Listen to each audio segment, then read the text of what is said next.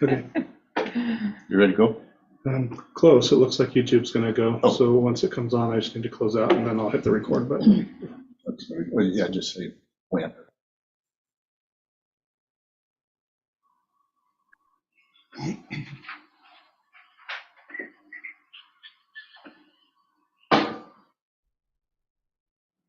All yours. I'd like to call the Philomath Planning Commission meeting to order for May 15th. Could we have a roll call? Sure. Commissioner Timothy Mellett. Here. Darlene Rose. Here. Ben Hunsaker. Here. John. Remind me last name, John. Sorry. Barlow. Barlow. Thank Here. you. Sorry. Tip of the tongue. Tough name. Thank you.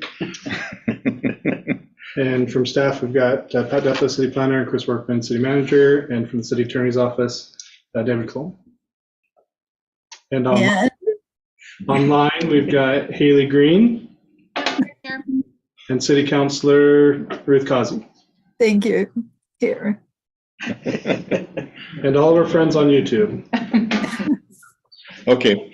The next item on the agenda is approval of the minutes for May 4th, 2023. Is there a motion to approve them? I'll move to move approval. I second. Okay. It's been moved and seconded to approve the Planning Commission meeting minutes from May 4th, 2023. Any discussion? Everybody good? All those in favor say aye. Aye. Aye. Motion carries. Oh, I guess I should ask if there's any opposed, but I think we all voted yes. None opposed. Okay. Next item on the agenda is a public hearing. PC 2305. It's brought to us by John Kennedy. The nature of the application is an ADU height variance to exceed the height of a primary structure. The property is located at 333 South 15th Street in Philomath. The zone designation is R2. The comp plan designation is medium density residential. There's a number of items I need to describe as far as how the proceeding will take place, so it'll take me a couple minutes to go through that. The first order of tonight's proceedings shall be the staff report, then the applicant's presentation, then the public testimony in favor of the application, and then public testimony in opposition of the application, and then any neutral testimony. The Planning Commission may have questions of the staff at that time. Then there would be rebuttals by the applicant or proponents and the opponents in that order. And then the PC Planning Commission will deliberate on it and make a final decisions. I assume the applicant is going to be speaking tonight, so Yes. you got time then. Okay. Now, one thing that we have to tell you about is a process to request a continuance.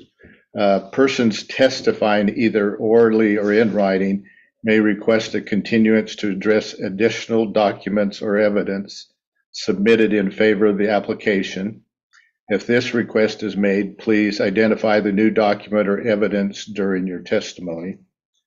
And then if you'd like the record to remain open, persons testifying may also request the record remain open 7 additional days to submit additional written evidence. Requests for allowing the record to remain open should be included in your testimony as well. So with that, I'm going to open the public hearing. Now we have declarations from the commission. Are there any conflict of interest from the Planning Commission members? Nope. Okay. Are there any declarations of any ex parte contact? No. Okay. And is there any rebuttals to that non-disclosure? Okay. Is there any objections on jurisdictional grounds, whether this is the right body or not, to hear this request? Okay.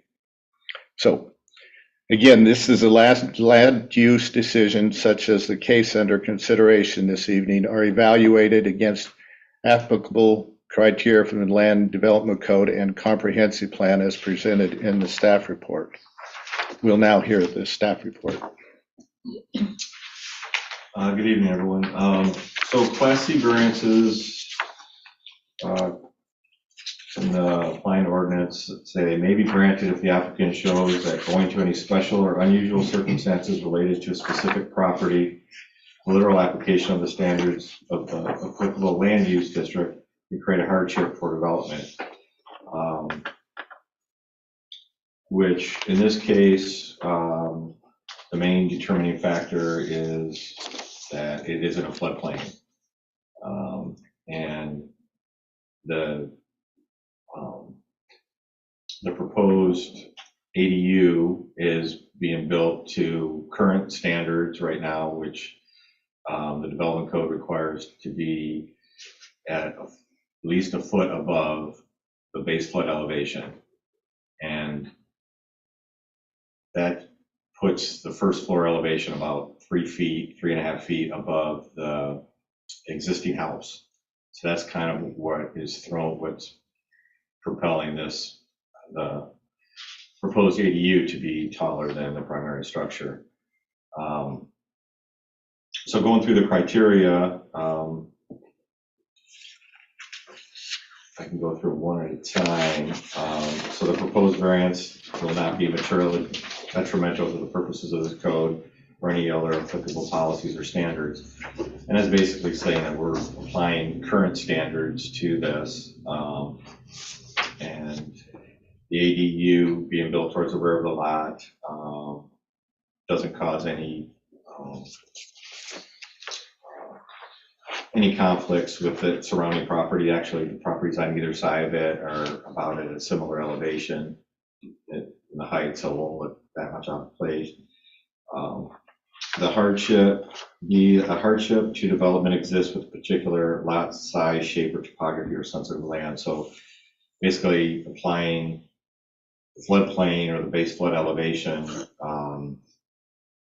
both the topography and floodplains are considered sensitive lands. So the conclusion there is that this isn't applicable to applying section B or B to the conclusion. Number C, the use proposed will be the same as permitted under the title. So basically that it's still going to be used as a residential home. It's allowed in the residential district. D, existing physical or natural systems, such as but not limited to traffic, drainage, natural resources, parks, will not be adversely affected. The ADU proposed will be built to a height of 20 feet with a 412 roof, 412 pitch. So as just mentioned, the ADU is kind of in line with the structures that are around it, so it's not going to pose anything or be in conflict with any existing or natural systems.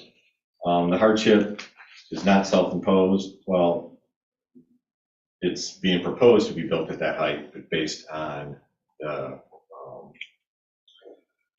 the letter of the code, which is basically saying it had, this is the minimum that it has to be built at to be out of the floodplain and for us to allow for a building permit. So basically meeting all the criteria, or my findings and the conclusions kind of led to putting the administration supports the variance, doesn't see any serious conflicts with the neighborhood or with the surrounding properties. So we are in support. the planning commission have any brief comments or questions of staff? I shouldn't say comments, questions of staff as far as clarification? Okay, all right. Now, at this time, this is a reminder to those testifying that you should direct your testimony toward the applicable criteria of the case or other criteria in the municipal code, comprehensive plan, or land development code which you believe to apply to the decision. Failure to raise an issue accompanied by statements or evidence sufficient to afford the city or other parties the opportunity to respond to the issue precludes appeals to the State Land Use Board of Appeals based on that issue. The failure of the applicant to raise constitutional or other issues relating to proposed conditions of approval with sufficient specificity to allow the local government to respond to the issue precludes an action for damages in circuit court. Before we go there, I think Councilor Causey had a question maybe for staff. I didn't see the hand until you'd started reading. I apologize. Okay, go ahead. Ruth? Thank you very much, Chris. I just wanted to ask Mr. Duppa if there is a limitation on the size of an ADU with respect to square footage, either independently or relative to the principal residence. Nothing in relationship to the principal primary residence, but in general, they are, the maximum that they're allowed to go to is 900 square feet. Okay. Okay. And this is, the proposed ADU is under 900 square feet. It does meet the, it does meet all the other criteria of the code as far as setback, building materials, stuff like that, so. Okay, thank you. Okay, can we hear from the applicant? Yeah, if you want to join us just at the table here, Okay. grab another chair. And then we'll be able to hear you better. Yeah, well, I'd like to build an ADU to have a lot of family. If you could give us your name. Oh, John Kennedy. Okay, thank you. And really, it's basically the same sort of structure as the house that's existing there, except it has to, the foundation will come up to here. So I'd just like to kind of build almost the same style house with the same sort of roof line, but accommodate the height. Okay. Is that all you have? Okay. I can't think of any other issues on it. Does any of the planning commission have questions regarding that? I just have one. The existing roof on the existing house, is it 4 and 12 or is it actually? It's a 412 with a metal roof. Okay, thank you. I guess I did have one question, and it probably doesn't actually pertain to kind of what Pat was saying, because the variance itself is only to do with the height above ground. But I noticed in the drawing that you had that the driveway only went part way back. It does. It'll easily accommodate 3 cars now. Okay. So what's there is probably, that's already there. I mean, I could make it even a space for 4 cars. Well, again, it's not applicable to the situation that we're here for. Because I guess I'll ask you that. Does it make any difference that we ask about things that aren't related to the variance itself? Or Well, I guess I would caution to mislead those that are viewing and maybe participating, asking questions out of curiosity. That would be best asked or addressed to Planner Dippa after the hearing. Okay. I can make one comment on, just on the parking pad or whatever, being existing. There's no, the state law on ADUs, they actually adjusted it, I think, about 1.5 years ago. that cities cannot require parking, additional parking for ADUs. Well, that answers my question. Yeah, so that wasn't one of the considering factors Right. in reviewing this. Okay, cool. Anybody else have any questions? I would make note that Josiah Jessen just came in. Yeah, apologies on my tardiness. We just heard from the applicant on this. Did you have any questions? No. Okay. All right. I would say at this time, if the new commissioner is going to participate, then you should go through, ask him if he has any conflicts of interest. Okay. I think if we have a quorum, I could just abstain. Either way. Yeah, I'll abstain. Okay. I don't need to take up any more time. Okay. Commissioners, no other questions of the applicant? Okay. Now, do we have any public testimony, others that want to speak on this subject? Okay. And nobody signed up online or provided written comment either. Okay. All right. All right. And then there's no testimony, so we don't have any testimony in favor nor testimony in opposition. Okay. And I guess in that case, we don't have any rebuttal. Correct. From the applicant. And we don't have any neutral testimony, I see. So does the commissioners have any other questions of staff? No. Ruth? Oh, Council. Ruth? Thank you. In the summary agenda item, it indicates that the city has no responsibility for determining if wetlands are present or if a state or federal permit is required. How is the property owner held accountable if such a permit is required? So we use the local wetland inventory to just identify if there's any wetlands on the property. And if there is, and we know that they do shift and move, we'll make them go through the DSL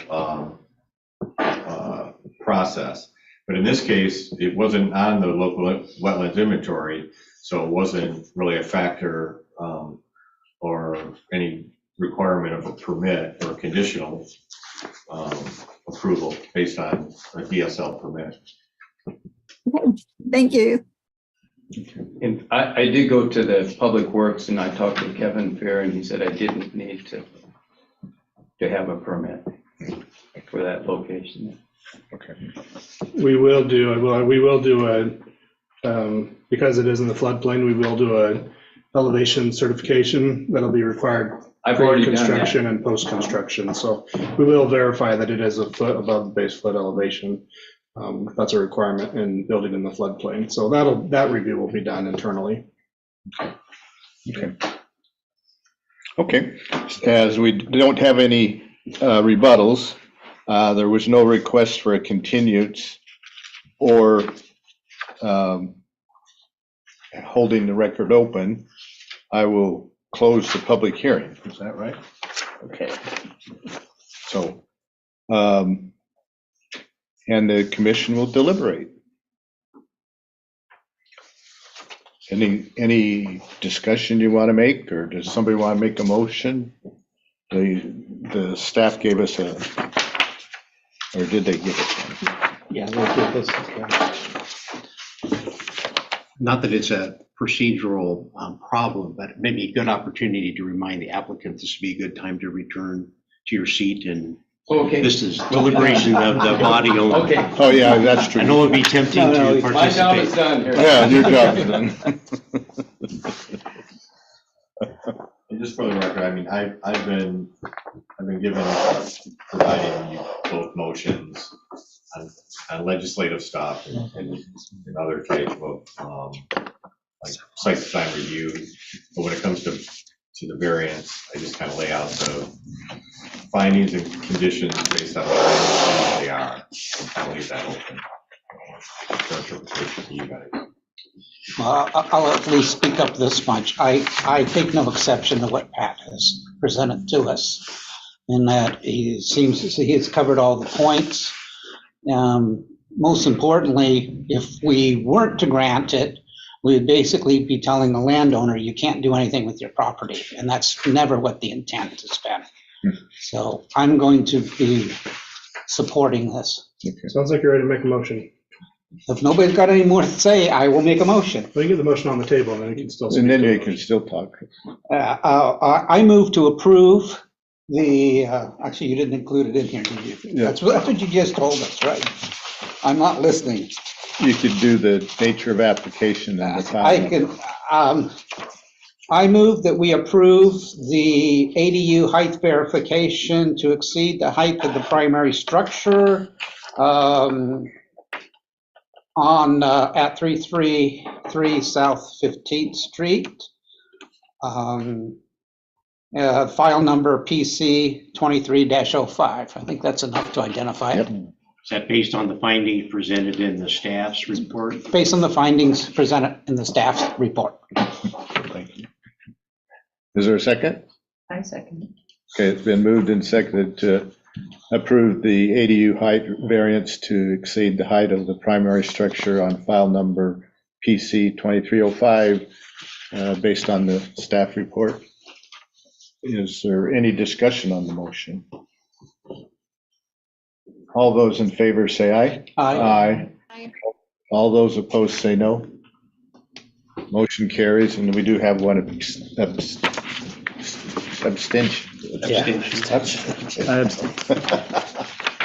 All right, well, you got your variance. Thank you very much.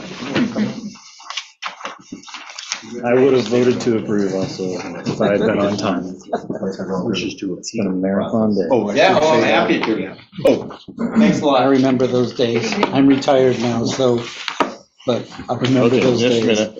There was something else I'm supposed to say. Go ahead, well, you know. This decision from the planning commission is subject to appeal locally to the city council. Okay. For the record. For the record. I like the I did signs, miss by that. the way. Yeah, good sign. Live by the, I mean, there's no question which property it is. Oh, really? Yeah. Okay, No question that something's going on. missed the last little bit. Okay. Pat? Oh. Getting there. Our next item on the agenda is a comprehensive and zoning map discussion. Was you going to start that out, Pat, or Chris, was you going to start, or? Yeah, I just say that what we were looking at, we threw a lot out at you guys the last couple of meetings, and we had a lot of discussion. I think we were bouncing around a lot. So we wanted just to kind of circle back to what we were talking about at the last meeting, see if you had any more questions or any objections or alternatives to some of what we're proposing, and if you see some future conflicts or issues, just kind of what we've laid out for you. So we really are just kind of looking to kind of start the conversation back up, see if you know, before we move on to the next step. The next step is going to be the code language pertaining to each one of these zoning designations. So we kind of wanted to just kind of see if we had some consensus. The one thing that you can say is this is not going to be the end of it. I mean, we're not moving on and we can't come back to this. This is going to be all rolled up and circled back around when we do get through a lot of the code language.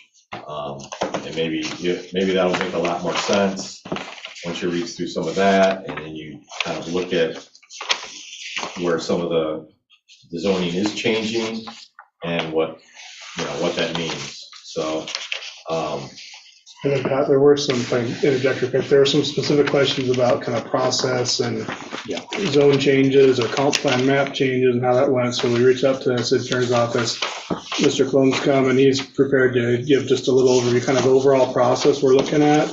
There are definitely some things that I learned in reaching out to the city attorney's office on what that process looks like. So maybe David, if you don't mind taking a few minutes just talking through that process and helping clarify things a little bit, I think that'll help set the table for moving forward too. Okay, sure. Happy to help. The general process is really, like most cases, due process, notice. So the city will provide notice of the proposed zone changes. And that allows property owners an opportunity to review what the change is and how it may affect them.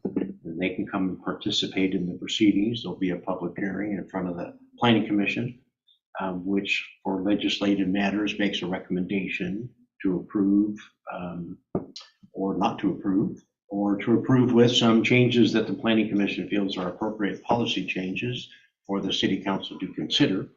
And then the City Council makes the ultimate decision on legislation. So the notice provides opportunity for property owners to gather more information.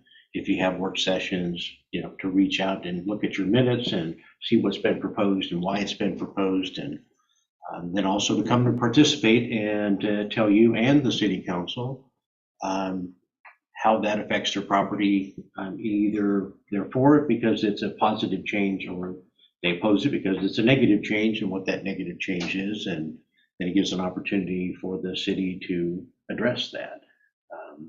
So it's really notice, and there are some particular, both in your code and in state law, particular types of notices. The timing is very particularized as to when it goes out, how it goes out. LCDC gets notice, property owners that are affected in a particular range get notice. State law supplements fall under the code. Typically, it's more minimal, and often local jurisdictions have greater notice requirements. But you just have to meet, under state law, you have to meet the minimum. If your local code does not meet the minimum, then we would apply state law code and notice requirements. So the process is much like any other legislative. You're doing a text amendment. There's proposed text. There's notice given. People have an opportunity to participate. Public hearing in front of the Planning Commission, public hearing in front of the City Council. So if you're changing zones, then you're looking at the comp plan policies, and you're finding that your comp plan policies support different zoning requirements or opportunities, whichever it's a restriction or if it's opening up.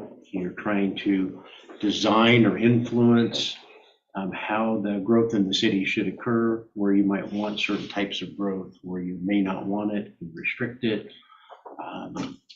And you're looking at comp plan policies. If your comp plan doesn't support the zone change, then often there's a comp plan amendment that might even accompany a zone change legislatively. Process is really, here's our comp plan. We're trying to address new information, changing circumstances in the city. And we look at statewide planning goals when we make comp plan amendments. We're not meeting a goal. We can meet a goal better through a comp plan policy finding, and then a policy adoption. And then here's the zone change now to implement sort of the higher level comp plan policy decision that's made. So you usually don't make a comp plan amendment, I should say usually. You don't have to make a comp plan amendment when you make a zone change. If your comp plan policies support the rezoning or the zoning map amendments that you're proposing, then you don't need to make a comp plan amendment and go through that process. And I would say most comp plans have enough flexibility in policies, often policies that are contrary to one another, because it's their policies. And so often the city council is weighing, and you as a reviewing body or policy decisions like that, you're balancing different comp plan policies and saying, yeah, on balance, this rezoning is consistent with this set of comp plan policies. So it's rare that you don't have anything in your comp plan policies that would support the amendment to your zoning map. But it could be something new. Sometimes it's state law as in the legislative body's wisdom. I'll say wisdom because not everyone agrees with their wisdom, but they have mandated certain things. And sometimes, we're following a mandate, not a comp plan policy at all. So those happen as well. But typically, there's not a need to change the comp plan. But if there is, then you can do both. Comp plan amendment, adopt findings, adopt policies, and then go through the process of essentially implementing those policies through this rezoning effort. So that it's broad notice to those that might be affected. Could be everyone in the city, depending on how broad the legislative zoning effort that you're involved with takes. Could be more minimal, and it just needs those affected property owners always get notice. So it's a notice opportunity to participate is sort of the overarching theme. And there are, very specific, particularized notice requirements that when staff is going through it, they'll be following local code, they'll be following state laws that supplements that. Any questions? Yeah, I thank you very much for that. Let me ask you a question, because this was kind of where I was at a few weeks ago. So when a piece of property has a zoning change and we approve that zoning change, does that become implemented at that time? That property then is now under that new zone. Let's say it was a industrial zone today, and we through this process have rezoned it as commercial zone. It is then, if the owner wants to do anything with the property, what zone is it? It's the new zone? So there's timing. So the lawyerly answer, 2 words almost always applies, and that's it depends.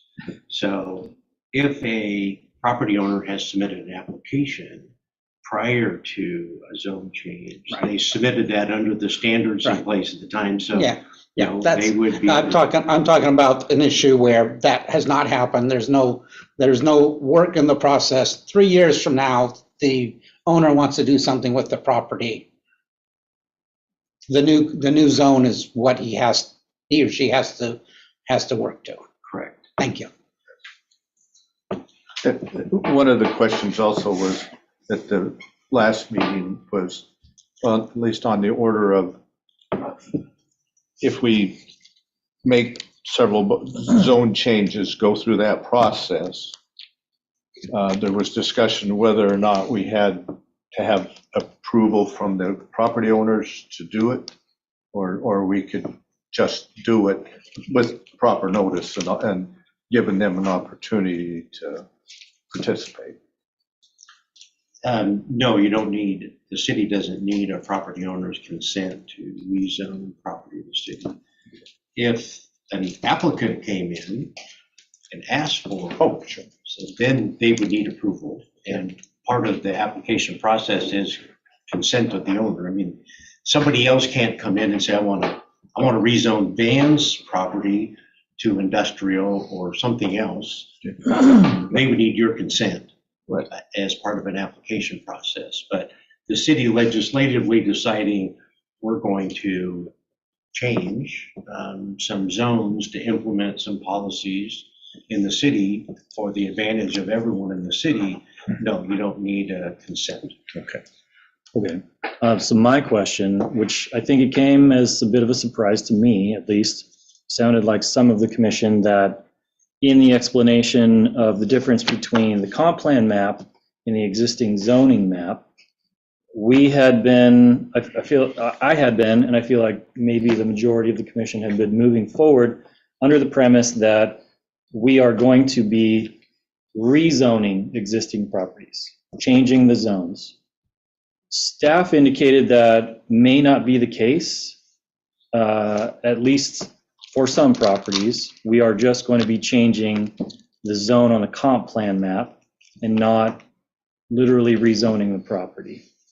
So the question came up, okay, well, how did we end up with this zoning map with OR zones that are going to go away? So those we will have to rezone under the new code we're going to create. However, there was a question about, can the city do that? Is the city going to do that? What is the path forward to rezone the existing map as part of this process? Okay, so kind of multi-tiered question here. First of all, I'm curious to understand how the city has come to the existing zoning map. What was the process to rezone these properties to get to where we are now? And what are is the process or processes we're going to use moving forward? Which sections, and this is probably what we'll get into later tonight, I assume, which sections of town are we actually going to rezone, and which sections are we just going to change the comp plan map?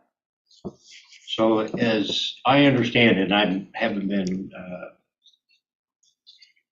part of your discussion. So two different things, comp plan map and a zoning map are two different things. Correct, yeah. And sometimes what I thought I heard was we have zones that aren't the same as the comp plan would allow. And I will just note that if that zone change was at the request of an applicant or even the city to rezone property, and it really didn't fit, it wasn't allowed under the code, nobody appealed it, then there was a quasi-judicial decision that authorized that zone change, even if it's inconsistent with the comp plan map. So those things happen from time to time, and they're not mistakes. They don't need to be corrected. They went through a process, nobody appealed it, and it would, a property owner now would say, wait a second, you're trying to change it to make it match something from 5 years ago, 10 years, whenever it was. Mm-hmm. That would be a collateral attack on that quasi-judicial decision. So there may be some minor cases in the city where things the zone doesn't seem to match the comp plan map, and those things happen, but it's not a basis to rezone it, if that's part of the question. The comp plan map is usually giving base designations, and typically it may only have one zone that implements it, may have several zones that implement that base designation. Okay. And so zoning really is about, and I understand your process, if I understand what you're doing, is about those zones that implement a base designation on the comp plan map. So there wouldn't be any changes to the comp plan map. If there could be a comp plan amendment process which might allow for different uses that would implement that base designation, that would be a comp plan text amendment, which might result, if you have a comp plan map that has actual uses on the map, then you might need a map change as well. But they're two different things. If you're changing base designations, and that's a comp plan map amendment process. If you're changing the zones that implement that base, then that's a zone or district change amendment. So they're two different things. Sometimes they go together. Sometimes one precedes the other. They could be companions or consolidated efforts. Okay. So then I guess my follow-up question is, does the city intend to do what was the words that you used? A division change, a base change? District. I think your code uses district. District zone, change. same thing. So that question would be to staff, is that what we're moving forward with, at least specifically talking about OR zones that need to go to a different zone because that language is going to be removed from the text of code? It'll be an update to the comp plan and the zone map though, so we'll do those jointly. Okay. And then beyond that, there are several plots of land that we are going to be rezoning their designation on the comp plan map. Or do we also intend to rezone those with notification and the whole process? Do we intend to move forward on that? Yes. Okay, so, The only thing that we're not looking to rezone is going to be properties outside of the city limits within the urban growth boundary. We are looking at some changes there more when we get to residential, because that's mostly what's outside of city limits. yeah, So when we get to residential, we'll look at some of those pockets that are designated in the comp plan for residential.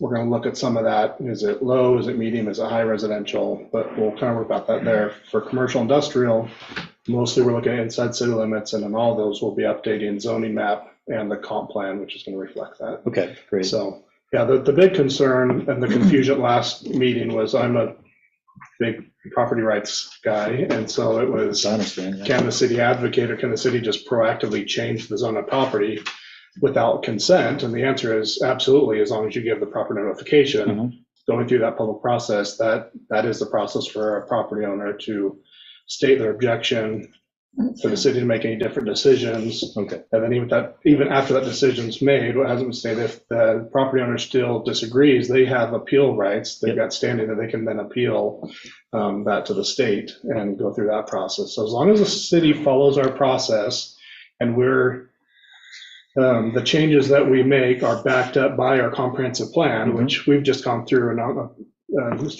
we just went through and updated all of our comp plan policies for economic and housing.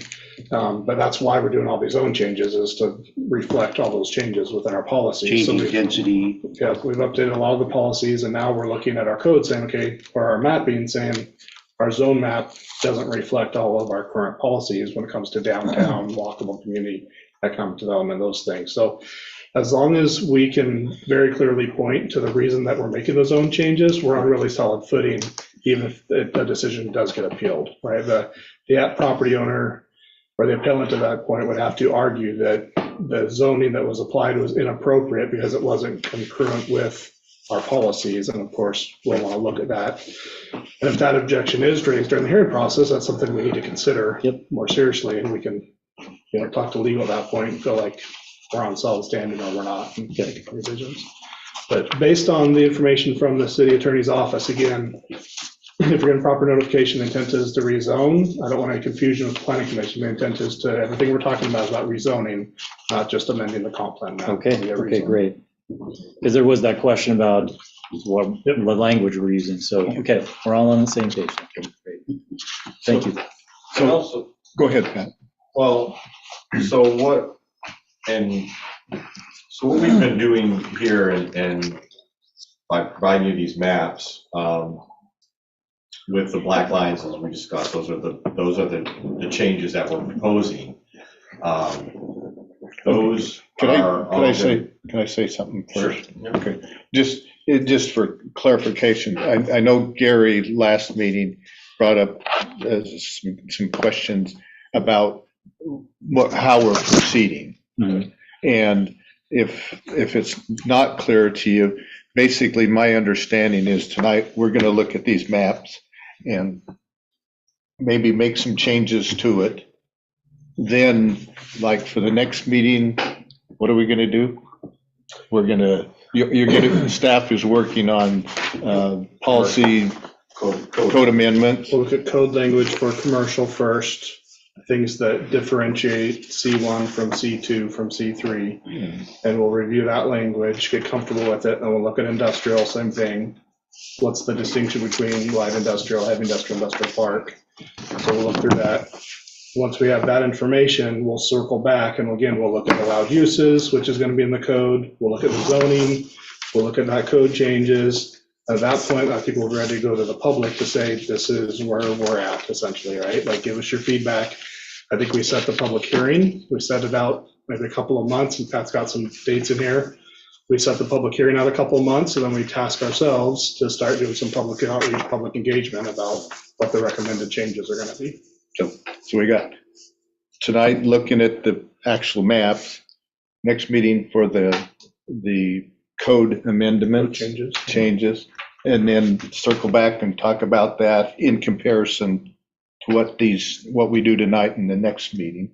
Yes. And I'm also been hearing from Pat to make sure I clearly understand that at the time we go back and look at the allowable uses within a particular zone, we can also go back and reevaluate the map. Oh, yeah. Oh, yeah. Yeah, back and forth, I think. And the allowed uses is in the code language. That's where you'll find those allowed uses. So when we're bringing code changes, we're really going to be looking at, for a site design, if somebody comes in and wants to develop, what are the conditions for that? But part of that code review is also within the code. It says, here's the allowed uses within these different zones. So that'll be kind of together. Eventually, yes, we're going to go back and do a full Before we review. go to the public. Before we go to the public. Yeah. Okay. I think As long as I'm clear with that, because I have some concerns over some of individual lots, so to speak, especially in the commercial realm, but I'm not going to fall on my sword at this point. Yeah. But I want to make sure I have the opportunity to come back and reevaluate it. Yeah, oh, yeah, I think for us, I mean, and I think I sense that too, and Gary talked about that too, is, you know, particularly the plan is we're gonna go out and talk to people, maybe not door to door or whatever.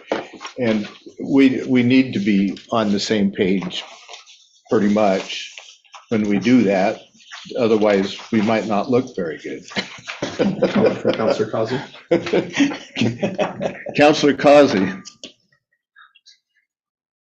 Go ahead. Uh-oh. Muted. You're muted. Thank you. Got it.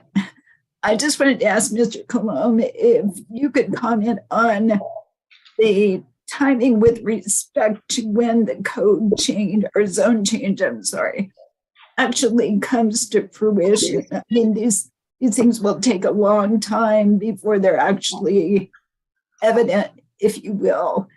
And so if I live in a residence on a piece of property that is now zoned to commercial, what would actually trigger a change to a commercial structure or business?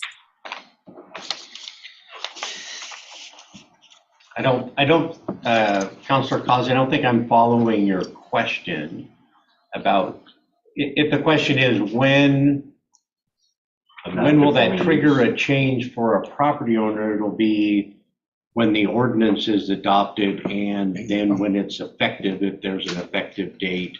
If there's an effective date set by charter, if the council sets a different effective date. So it's based on the effective date of the ordinance is when it will apply. Okay, but I don't believe, based on our discussion at the last meeting, that I would be forced to tear down my residence and move because my property was rezoned. Talk about not. So, yeah, so you can have a legal non-conforming use. Yes. It was legal at the time it was established, and it can remain as a legal non-conforming use. And we have a code section devoted to non-conforming uses, and there's certainly a policy decision to move those to conformance, so they can remain, but they can't expand typically, and there are some rules to encourage compliance over time. But it doesn't mean you have to tear down your lawful non-conforming structure immediately, unless there's, dangerous building implications or something else, but not just based on. Chris? I see Haley. Commissioner Green's. Oh, is that what you wanted? Just in response, before we go to Commissioner Green, Pat and I have had some conversations about that very topic. So we'll be bringing you some updated code language, about continuance of legal non-conforming uses, what triggers them to conform, whether it's the amount of development or it's a change of use, destruction of the property. There's several different things that we need to look at there, and it is policy, so we just need to look at that. So we'll be bringing that to you as part of the discussion. It won't be next week, but eventually that'll be part of the code language we look at. Is when you it doesn't do any good to rezone an entire neighborhood to a different zone and then have that non-conforming use continue for eternity either, right? And so if we're going to rezone it, because the comp plan's making the argument that that would be a better zone, we want to have a code that is mindful of property owners, but at the same time does encourage that conversion to that new zoning, whether it be commercial or residential or whatever it might be. So you don't want to be punitive, but you want to try to entice conformance with the current zone. Yeah, I would just comment that I think when you go out to the public, that's probably going to be the most sensitive point to be discussed. Yeah, okay.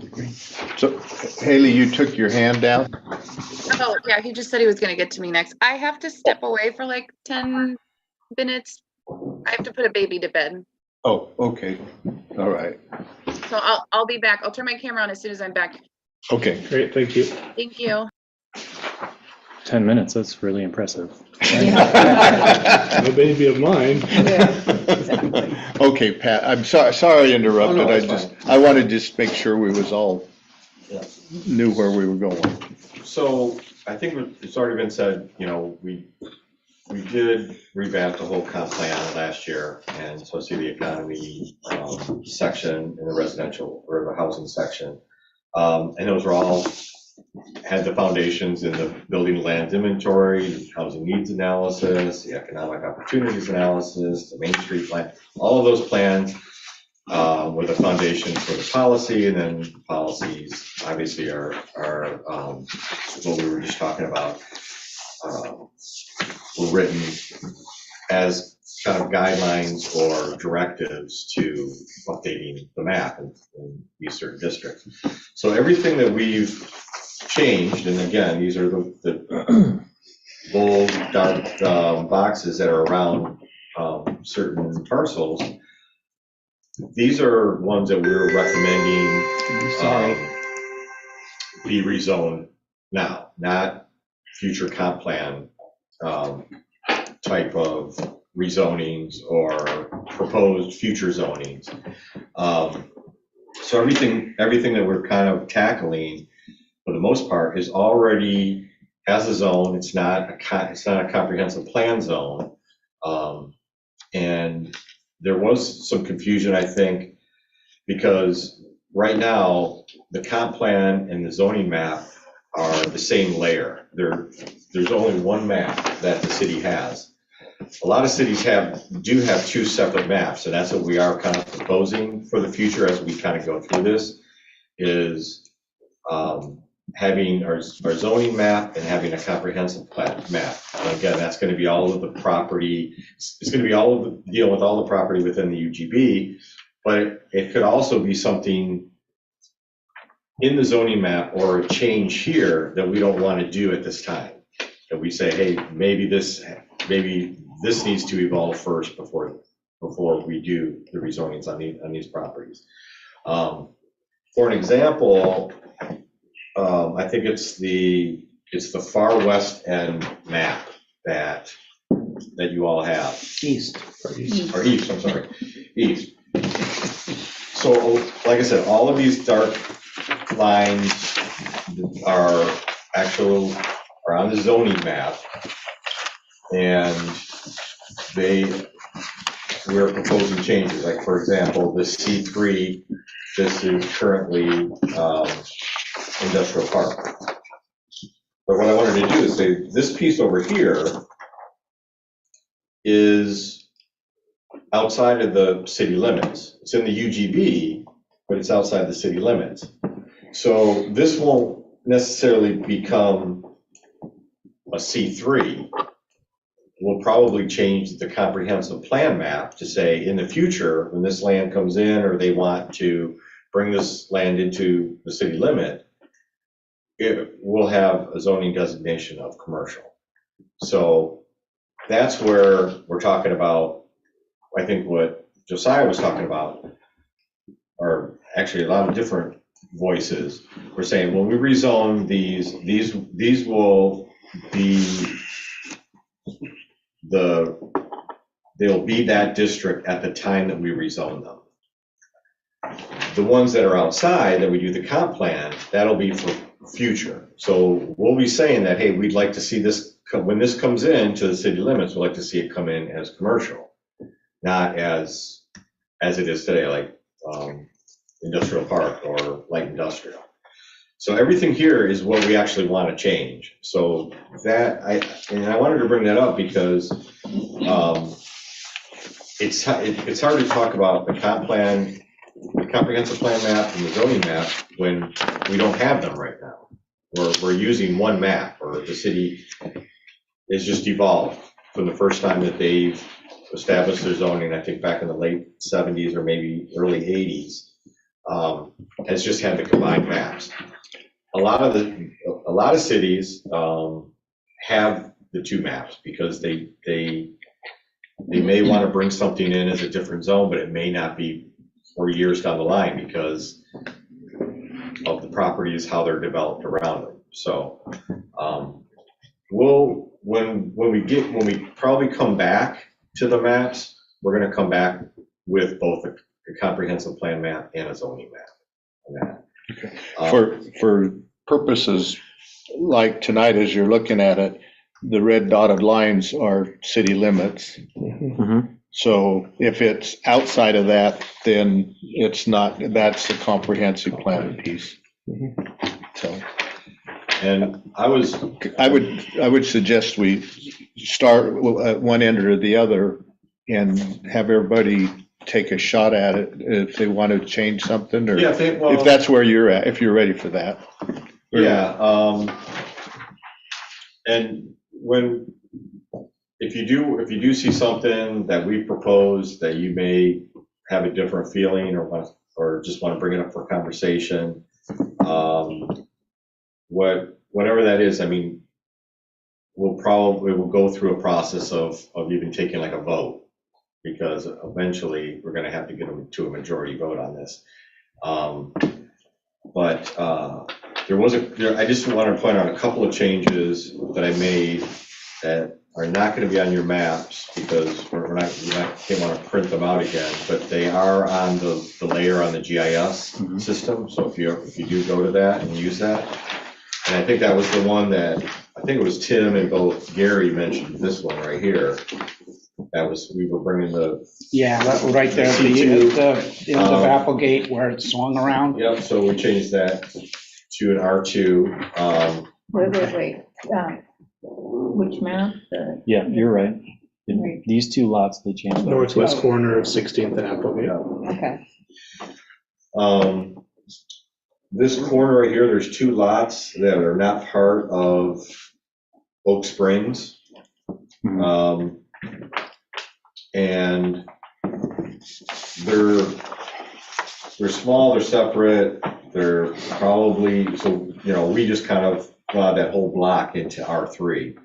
But we brought up C2 here, and we thought we'd put commercial on that corner. It's big enough to accommodate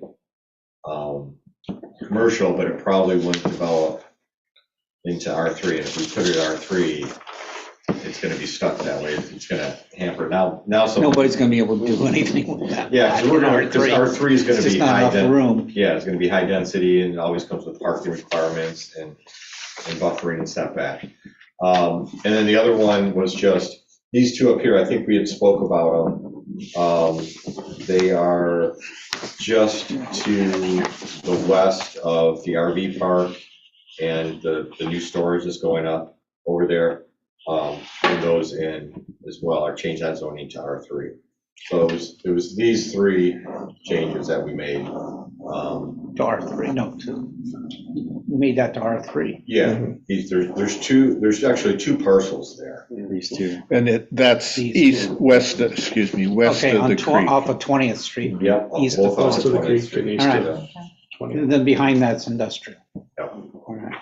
And those are now on the actual, they're on that layer that we created on the GIS. But that's not in the city, is it? Those are in the city? Yeah, Okay. those are in the city. Oh, because the line goes around there. So you want to start at the west, other than those three, do you want to start at the west end and, Well, we started on the east end, so why don't we stay on the east? Okay. Did we start in the middle? Pick a spot. I'm fine. Yeah. Don't listen to me. Yeah, We got no, three. We got east, central, and west. So let's start on the east. all right? I think we ought to take a vote. I've got a comment on the, they're on either side of Landmark, where we've got the C3. And then I guess we have Industrial Park behind that. And what was the staff's thought on taking those businesses to see, that property to C3? What was what was staff's idea? Well, from my understanding, Chris could probably lay out this a little bit better, but Landmark Realty, the owners, they had thought about in the future when they put their realtor business on the back burner or retire it, that they want to open up a restaurant. And I don't know if you've ever been in that. I've only been in there once. That would make a beautiful restaurant. It would make a nice restaurant. So that was more on kind of their direction of it. Okay.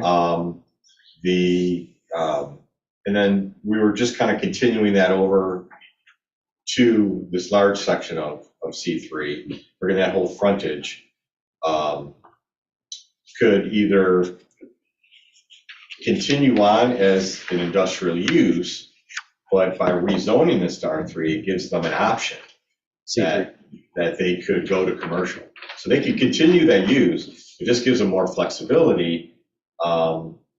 And yeah, Big picture, one of the policies in the comp plan now is to try to increase commercial Right. along that eastern corridor of north side of Main Street. So this is just an exact implementation of that policy, is to look for properties where it makes sense. You know, just east of that is the self-storage area, Yeah, which you're not is an gonna do anything industrial with that. zone. Don't see sense there, but any of those smaller properties that are around there, it made sense to look at some commercial use for that zoning. So we're Well- just trying to reflect that.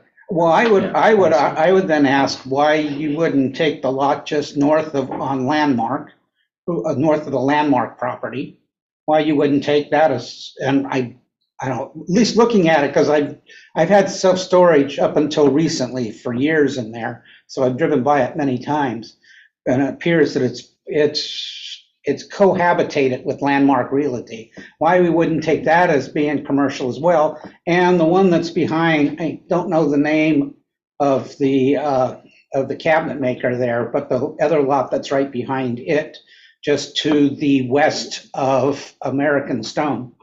Why we wouldn't take those two pieces of property commercial? Looking at their current conditions, what's currently there, because if you affect the one that's just right off of Main Street, I guess there, just to the west of the Stone Yard, that those buildings are kind of tied into whatever's behind it now. So I would just recommend taking all of those two additional lots in our initial pass at this. Because now I start to look at a piece of property that's got some, it would, if a owner purchased multiple pieces there, they would actually have enough land to do something that's in a commercial zone that would make sense. To create a commercial zone lot that are extremely small, and when we are requiring in the commercial zone, my understanding is going to be, that's why I'm kind of the chicken and the egg, the horse and the cart, whatever else you want to use, when we talk about the planning, the actual code language, is my understanding is we're gonna be requiring large areas of parking. We're gonna be requiring more of a urban environment as far as any shopping center that in a C3. So to try to do that on a very small piece of property, and it appears these two pieces of property would lend themselves to being added. And that's That's my basic No, comment. I 100% agree with you. I actually kind of missed that. As far as this piece right here that you're talking about. I totally agree that should be. Yeah, and the little strip right there between that and the, That's actually the storage office. No, I think No, it's not. means everything south of the rental. is it? Oh, wait a minute. I It's- think he's meaning this, right? I don't No, think. hold on, he may be right. Maybe I'm No, not following. It is. No, it's not. It's not the gate. No, the gates No, it's go north. up behind I it. think the Heart's on 2 lots there. Okay. There is two It lots. looks So, like so, it's- so that's I see. actually, the owner is coming up here. I had it up here a The second skinny ago. lot he's Yeah. talking about. It's the owner is Ronald Hartz, and I would guess, yeah, it's the same owner as Landmark. I think you could Yeah. add both of those. I wouldn't have any problem adding both of those lots. Yeah. Commercial. The one on the left, if you extended 26th Street, I thought that's part of the cabinet shop. It's same owner. Yeah, But that's, they don't use it for that? It's empty right now, Oh, Corbin.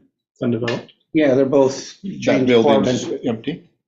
The So you're saying this lot. This lot and this one. developed fully. Now you're creating enough. That's where it you're started enough out, as a critical- cabinet shop. Critical It's areas closer to the highway. that would, I now understand.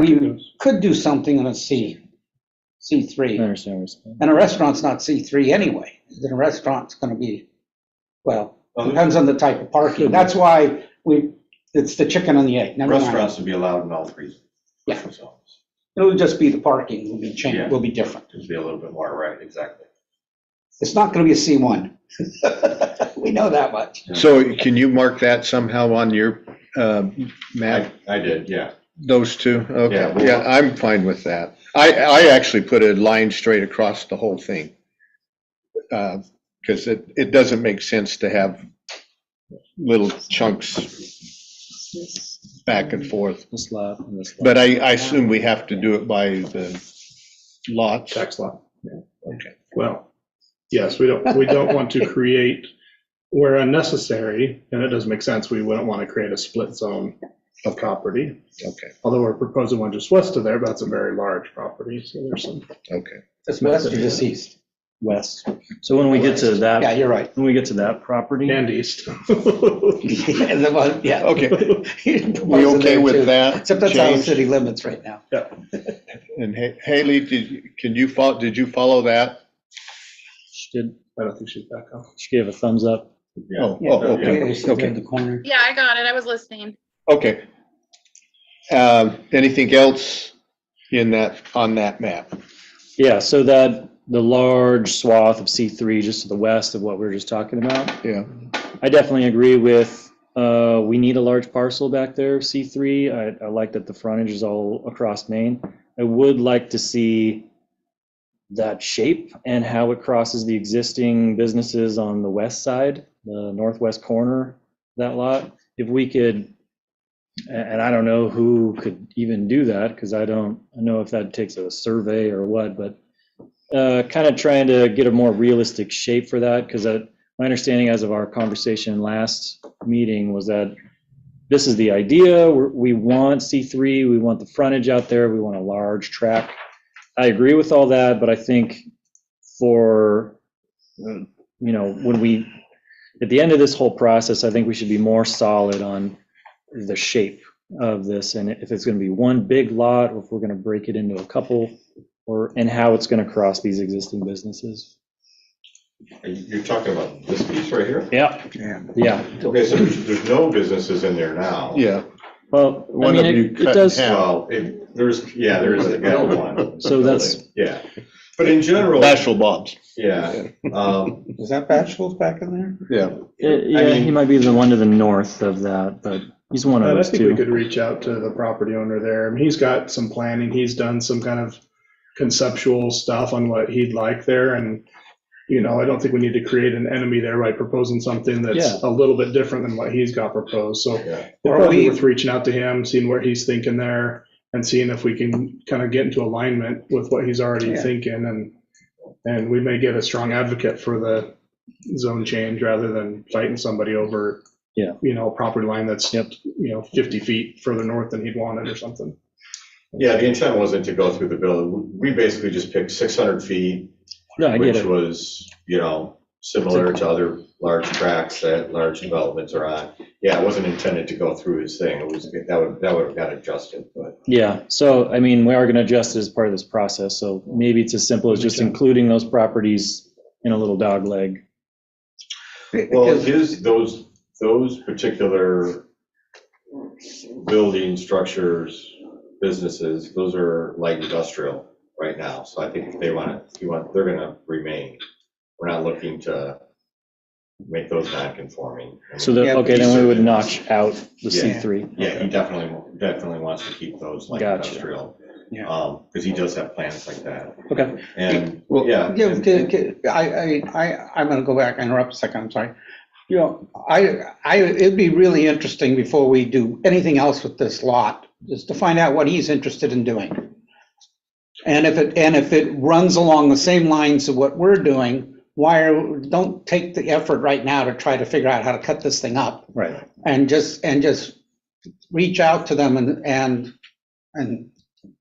what is your long-term goal with this property? Because it may make sense to annex this whole piece of property into the city, going all the way out, or the industrial park, or he's going to want to split it into pieces, or whatever it's going to be. It's inside city It's limits inside. already. Okay. But your point's well taken. We have had conversations with this property owner about commercial frontage. And So I that would, part we know, but I would we like, talked to I would like to encourage staff Mhm. to contact other property owners that in the past have said, hey, this is what I would like to do. Yep. Because, That's the next step after tonight. So we want to run this by everybody here Okay. first, and then we'll start doing that outreach. Absolutely. all right, Yeah, they did, on that piece, they didn't pick it, like Pat said, I think he Yep. No, said it was we- 600 feet back, so. That's my only comment, is that I think we just need to look a little closer at where exactly we're gonna draw the lines. Yep. And with that comment, I don't know if Sawtooth Lane is going to change at all. It's just a gravel road.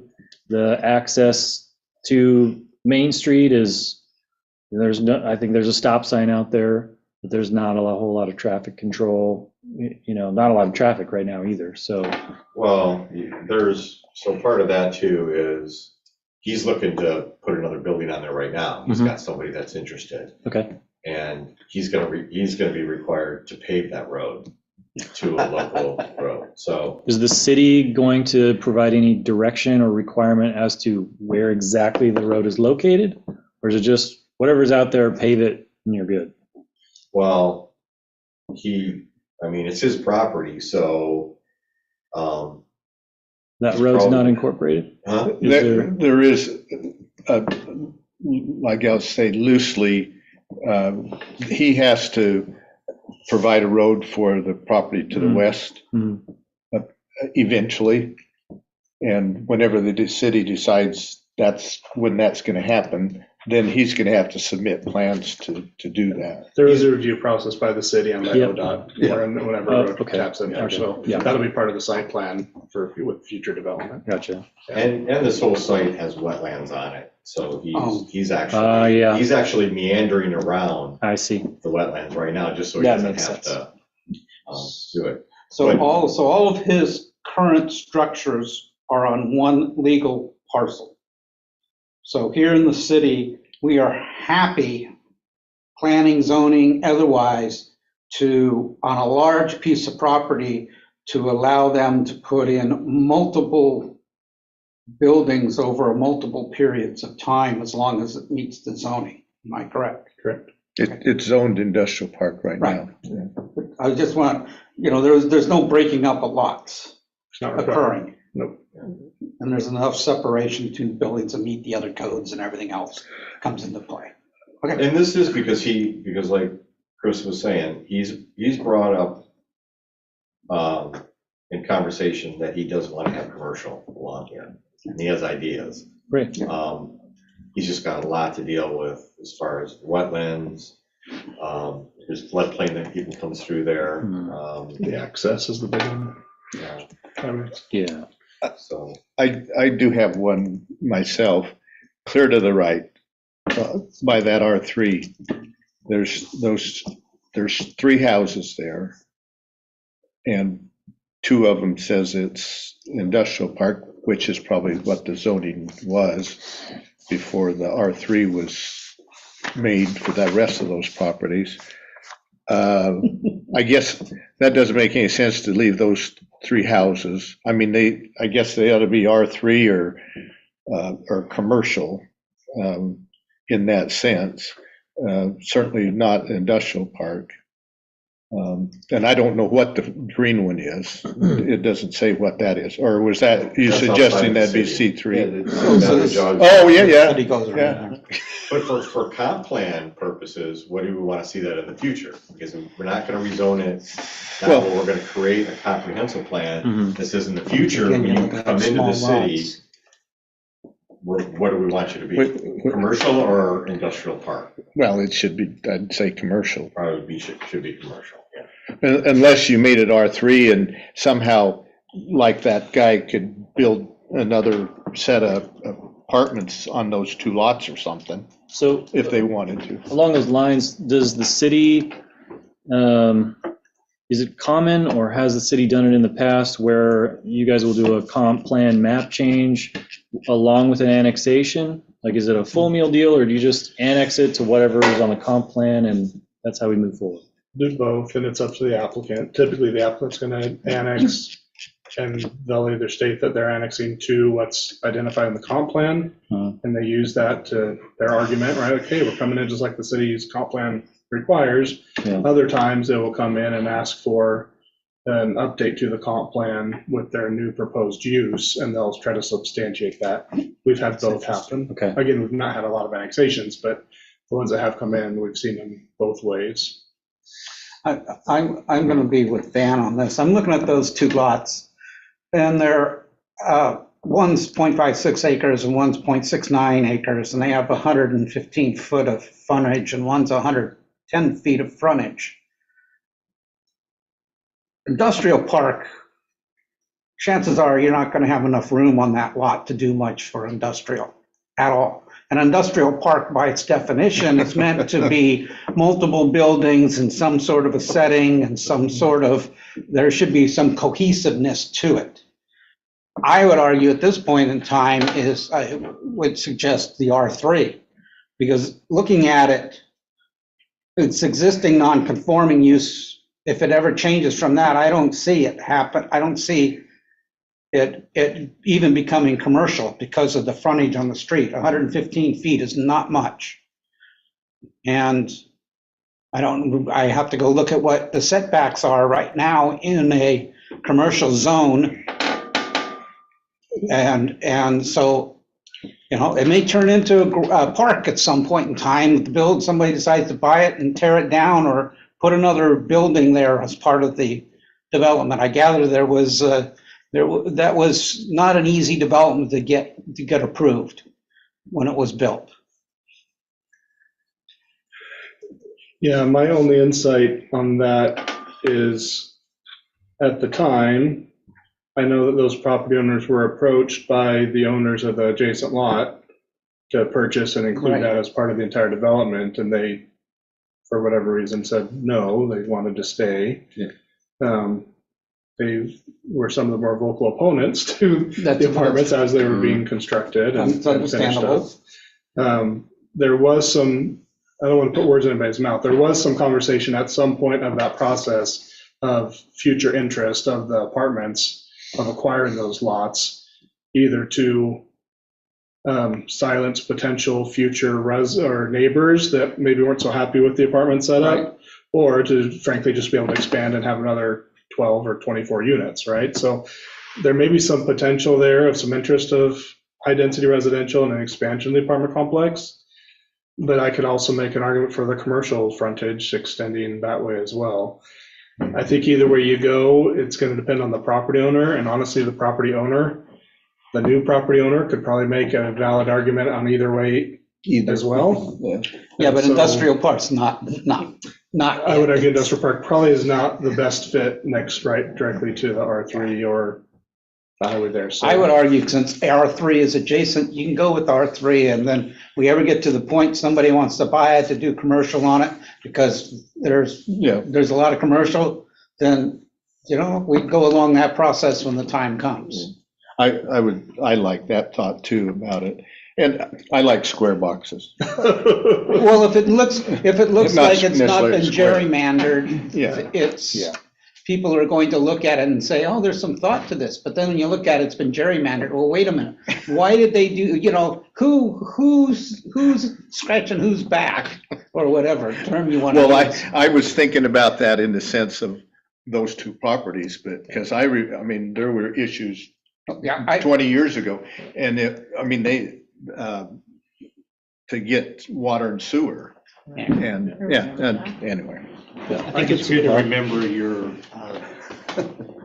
defending legislative decisions when you're doing zoning or redesignation over a broad part of the city, is that it's generally applicable. So to your point, spot zoning, I think it's good to, as a process, to keep in mind and, work with property owners and their Oh, desires. absolutely. On the other hand, if it doesn't fit into the generally applicable code provisions, then just note that individual property owners can always bring forward an application. Right. They don't do it just at annexation. They can do it at any time to say, I want to change the comp plan or the zoning or Yeah. both Yeah. on this Sure. site, and here's the reason, and then that can happen too. So this, in the legislative process, it is more about generally applicable, is more defensible than, we're picking. So it's an iterative process. I get that. I just want to bring up that generally applicable for defense of the legislative decision the city is making. So that you don't get too far into, Right. zoning particular lots for people. Right. Yeah, good point.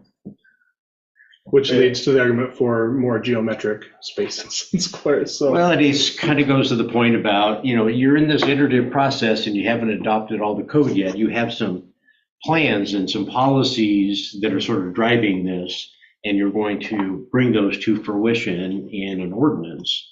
So you're mindful of that and planning in light of that.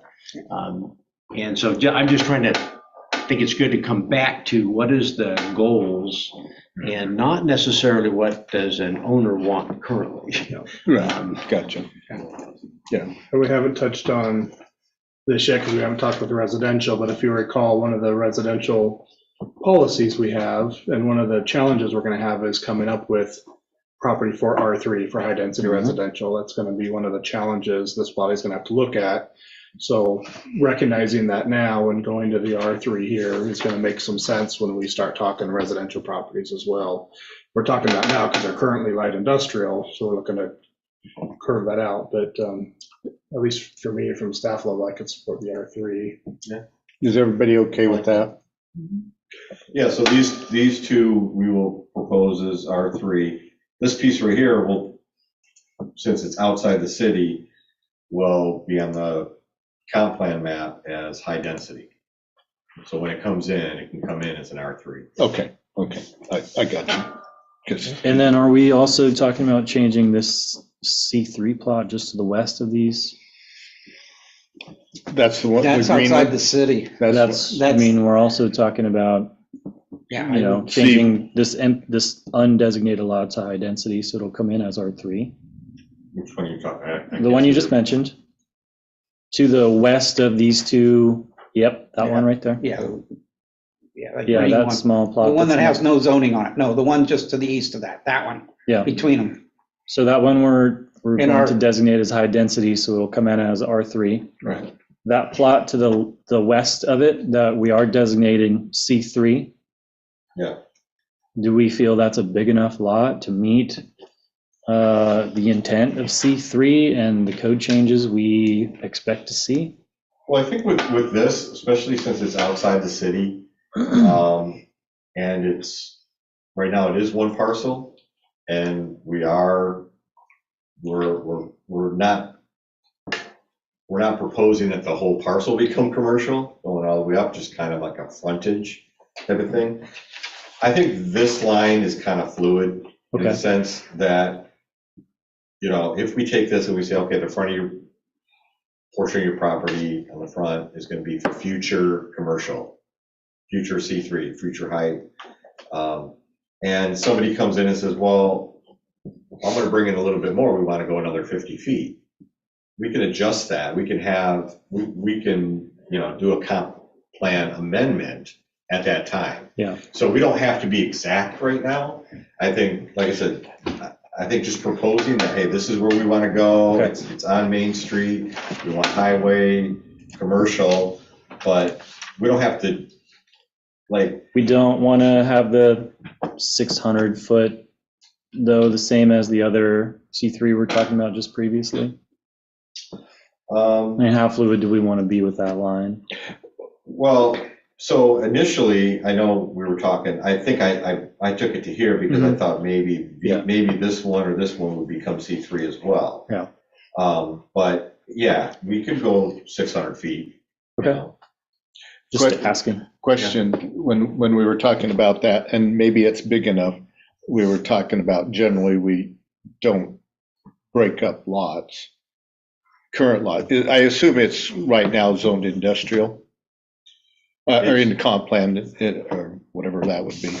It's, I think it's industrial park. Okay. It might just be industrial, which, I don't know, General. industrial or light industrial, either way, it's not heavy. It's not heavy industrial. Yeah.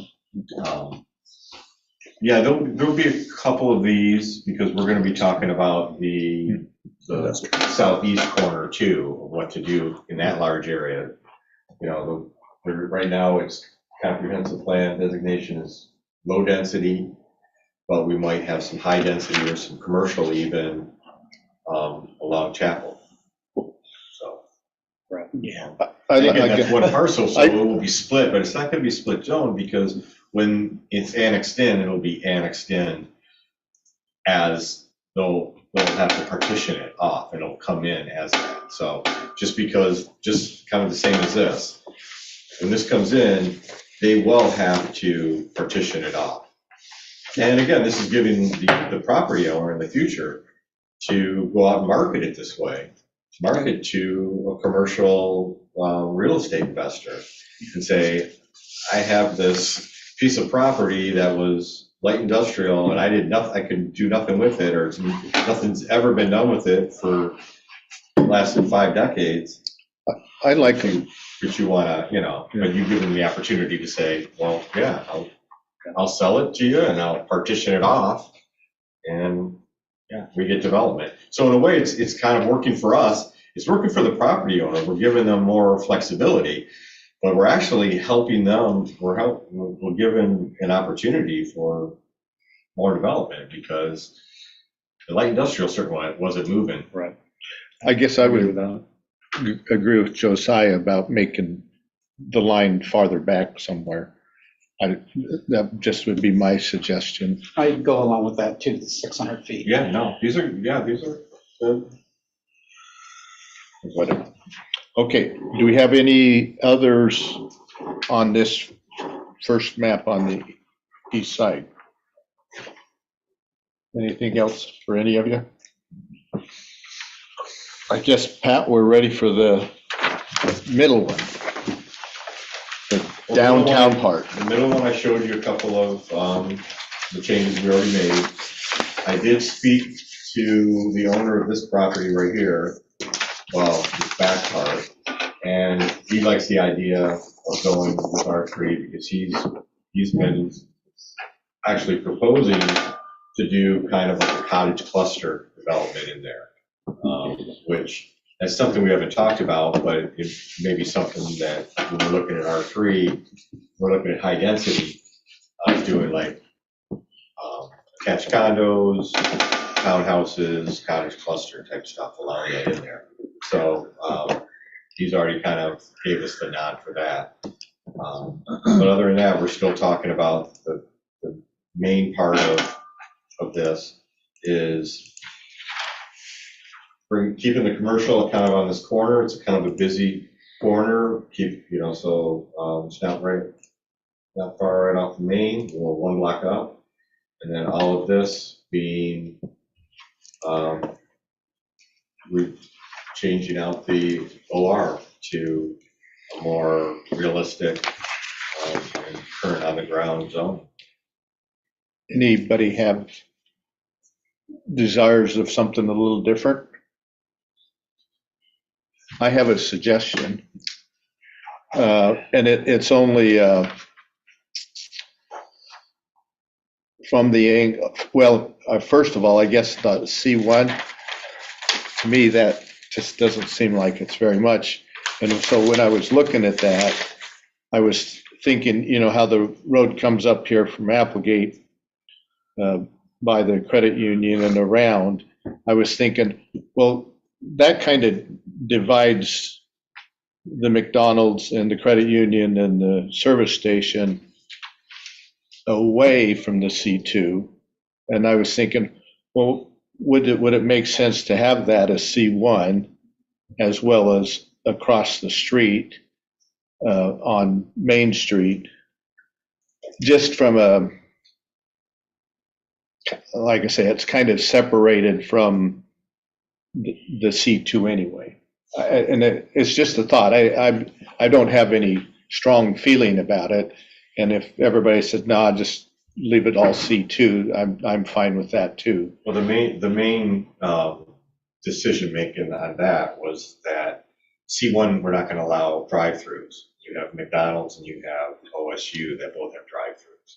I don't see those businesses going away anytime soon. And that was another reason. They seem pretty established. But don't you have this drive-through on the bank, the other bank there? Isn't there a drive-through on the 13th. Citizens Bank? It's not a bank anymore. Yes, yeah. It's There's an Festivity. entry to it, but it's kind of tucked back on the side. I mean, there is, but it's Not being used? being used. Not as a bank, though, not as a drive-through. No, Well, the Citizens Citizens Bank on this Citizens side. Bank. On 13th, on yeah. 13th. 13th. Right. Yeah, no, yeah. And it's already C1, so we're kind of just thinking, but it was, yeah, Okay, I'm fine if we, to cut that off at 14th because those Okay. were more Well, established. it'll be an existing non-conforming, Yeah, and, which is yeah, okay. okay, Before we move too far west down Main Street, I'd like to have some discussion about 19th. 19th on either side of Main, those two blocks, there are a lot of traffic issues. The Dairy Queen drive-through causes backup onto the highway almost every single day. It's dangerous. The lot on College and 19th there's a fence all the way out on the sidewalk, and I've seen near collisions there between College crossing 19th.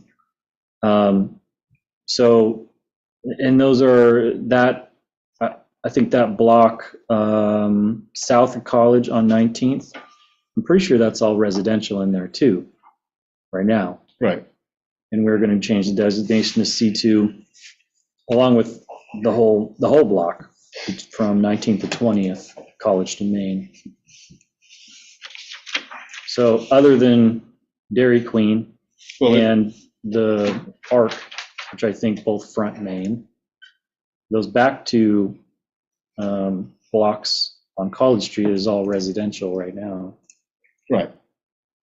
There's not any proposed to change any of that around where you're talking about. Look on your other map where it's all C2 already. well, the 19th, front is, The but OR, not these two. the OR, yeah, on College. These are OR. Are you looking at the Uh-huh, and where- existing? So these are existing, oh, these two lots. They're existing OR, south of College between 19th and 20th. oh, okay, yeah. And we're suggesting we change them to C2, to commercial. Oh, right, but yes, they're OR, yes, yeah, gotcha. So that's, one of the many situations where we will have legal non-conforming residential. We can be there Till they for a fall real down. long, real long time.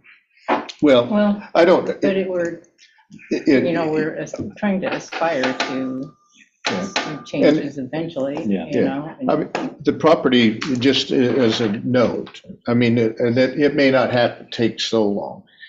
The property behind the Dairy Queen, the two properties, but at one point that was offered to Dairy Queen so they could build a new building, then they chose not to do it. But, so it can happen pretty quickly if somebody's of the interest to do it. I mean, I don't know who lives there now in those houses, but, you know, stuff happens, I guess.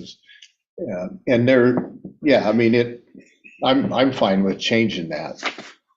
Because Is it a matter of, I mean, we're sort of collectively aspiring to turn that into a more, a higher and better use of the property? Is that the theory? Because otherwise, there's just sort of this abrupt change. We have these, it's sort of like it's established the back half of the houses, the front college along there. Those are all R2 until you get to 19th.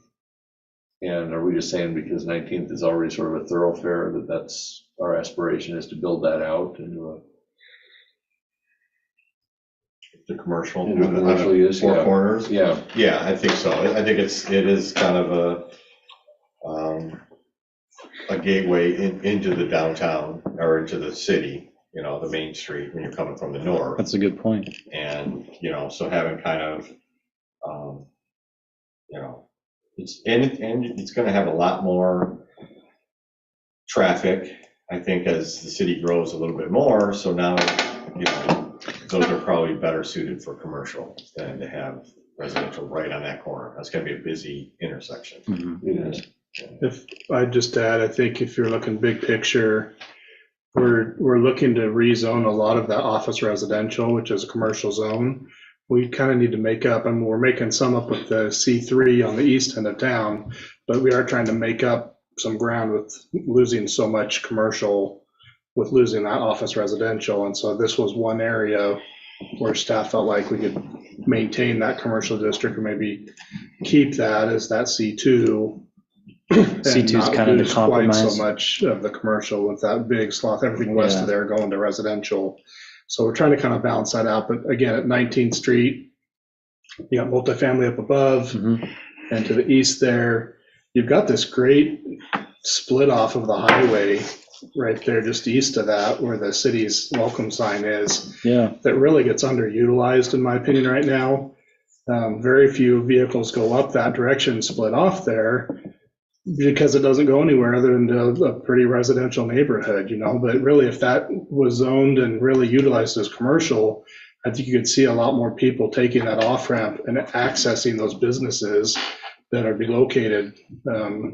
So any thoughts of changing that plot that you're talking about, Chris? Any thought about changing that to C3? Because if it's already going to be existing legal non-conforming. I prefer the C2 still just because of the small size of the lots, the conformity with the smaller grid system and trying to squeeze something in there. I think the grid system of the city street layout is going to make C3 a little more difficult anyway. So I like the C2 in there still. I've got a suggestion, it's totally unrelated to this, but for what you just said, if you take that stop sign there at 20th away and put this stop sign on 20th on the north side, you would get a lot more traffic or not 20th, whatever, 21st? 20th. Yeah, it is 20th coming down. Yeah, if you took that stop sign away, more people would go that way. Yeah, but then you'd have a speed problem. Not I think that stop sign's there I went through it today. The stop sign's there to stop It's a people blind corner right now. from flying through there, so. Right now, I think it's a residential well-placed. neighborhood. If you were coming into a commercial district, I think it would feel different. So Yes. I think we could look at that in the future, but we'd need to see some commercial development there. I think before the residents would be comfortable with cruising into your neighborhood off that S curve and right in front of homes and stuff.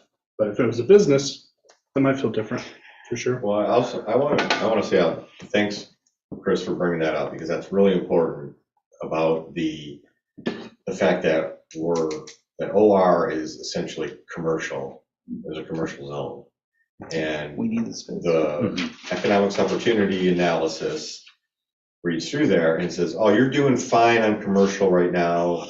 Maybe if you grow 1,000 more people, you'll need some more commercial." But so it's a little bit confusing on that because that's not, because we knew ahead of time that we were gonna go through this exercise. We were gonna write, we wanted to get rid of OR. It made no sense. It was one of the first things I noticed as an oddity of zoning in the city. So now we're taking away, so they counted all of that as commercial zoning. So now taking this away and making it what probably most suitable for it, now we are reaching that deficit. Now we Yeah. are in a deficit for commercial. And that's really only covered in like the one page of the council's response at the very end, tucked underneath the whole. Yeah, no, Yeah, that's so, but very a good point, valid. because it's completely changed. We're completely changing that whole part of that analysis is like, yeah, we're doing fine on commercial. Don't worry about it. Does the city intend to rerun any of those studies after we're all done? They get redone Do they? 5-10 years. 20 years. Okay. every 10 Yeah. years or so. I think once we go through this and see the changes. We didn't grow for 10 That'll years, really so- be our metric, won't it? How well we did. Are we passing or failing? Van and I were just joking a little bit, because the last time the comp plan updated, it was like 20 years, but we went through like a 10-year period of stagnation, or we just didn't grow or really change in 10 years. So we kind of bought ourselves an extra 10 years. So it'd been 20, but it kind of felt like 10 because we'd really only had that, with the housing and everything else crashing in 2007, 2008 and on, we just didn't really do a whole lot for 8-10 years. Yeah. So we bought ourselves some time. Everything felt long in the tooth year-wise, but development and growth-wise, it took us about 20 years to do about 10 years worth of growth. Haley, Ruth, do you guys have anything? You don't have your hands up, but I want to make sure you weren't asleep. No, I'm still awake. Haley's still awake, I think. Is the baby asleep? No, I think everything you discussed sounds very reasonable. Okay, all right. Same thing with you, Haley? Yep, sounds good. Okay. I have a question. Oh, Darlene. On 15th and then 15th in College, we've got R2, where we're changing to R2 on those 3 properties just south of College. And I was wondering why we wouldn't be putting those in a commercial zone. Why would we? Because it's, part of the downtown district. Right here, these two. Yeah, I think so. Can't really Yeah. see. Yeah. But yeah, West so corner. there's 2 Yeah. there's 2 to the west of 15th, just south of 15th, and then there's 1 to the east of 15th, and they're, So you want to change Gary's house, right? well. Just dox But it's Gary. not- He's not here, so. But Dox we've Gary in a been, public meeting. we've been through that, though, it doesn't change it. I'm teasing. immediately. I'm teasing. I think that's a valid question. I mean, is there a reason staff chose 14th as kind of the delineation between We talked about that. downtown commercial? Last week sometime about those two, and I think we decided to leave it, but I forget what was there, if they were just well-established lots or Well, houses. on 14th, you got the church There's there, a church That is on the the church. northwest Yeah, corner. that's the On 14th, isn't it? and that Yeah. big white thing is part Yeah, of the that's church. Yeah, you there, got the gymnasiums or back whatever there. it is there.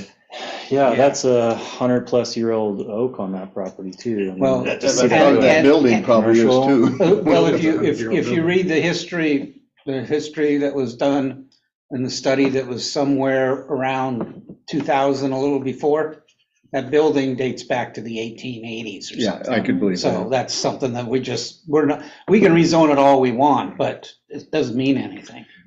We're never gonna touch it. So if you don't do that But- one, it doesn't but- make sense to do the one next to it, and now you're kind of doing your. Yeah, that whole quarter block is the church. Well, it might. Because, I mean, 15th between Main and College, or I'm sorry, 13th between I Main wanna and College is, I wanna talk about that one. yeah, one of the main places the city wants to put a lot of money into making it look good, feel good, part of the downtown experience. And so, yeah, I think it's a valid question asking about 14th and even that lot on the corner of 15th and College, because, Yeah. how are we going to kind of fade that experience into the neighborhood not so abruptly. I think the church is a great segue, and I understand why that would remain R2, because you're right, we could change the zoning all day and it doesn't matter. Yeah. But the lot next to it, I don't know, I mean, we could discuss that.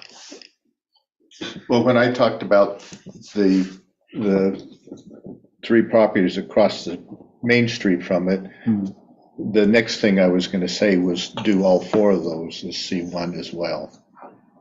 All of 14th between Applegate and College. But I didn't think I was going to get any traction when I started with the south side of. I'd be willing, I mean. I gave up. I think, Joe, starting with some of what we're, this is all existing. We're getting rid of the commercial, we're bringing down the residential. There's still a lot of opportunities here. So I think driving, hopefully some of the redevelopment and investment. You're talking right along Main Street? Along Main Street. There's some stuff that, Yeah. that still has opportunity there, even for tear down, rebuild or remodel, and kind of focusing on that. If somebody, and we, obviously it's the alleyway that's separating these 2 districts, and there's houses here. I mean, I think if somebody wanted to redevelop this lot and they said, hey, we needed another, quarter of a block. Yeah, 30 more feet of depth, we may, We'd abandon the alley? Yeah, well, Okay. or maybe it's parking on that side or whatever they need, or something. So I mean, I think there's certain abilities to be open to having commercial go that route, but I wouldn't maybe project that out. I would try to have most of the redevelopment happen in the current commercial on Main Street first. But So here's a question then. conversation, Between 14th and 15th on Main Street, these 2 lots, one of them's a coffee shop. They're both businesses now. Is there any benefit? Would those businesses benefit if we zone them C1? Would they get any more attention as part of the downtown facelift effort? Would their lots get any more attention? Would they get, pretty street lamps and flower hangers and stuff? Well, they are. That stops at 14th Street, so that's another reason where The you're going to sidewalks? see the streetscape improvements start at 14th and go west from there. So Okay. there is kind of a natural transition there as far as pedestrian amenities and Okay. streetscaping stuff to start that C1 at 14th. Okay, Street. that makes sense. Well, in that same area, the 15th between Main and College, I was looking at, the idea of plaza streets.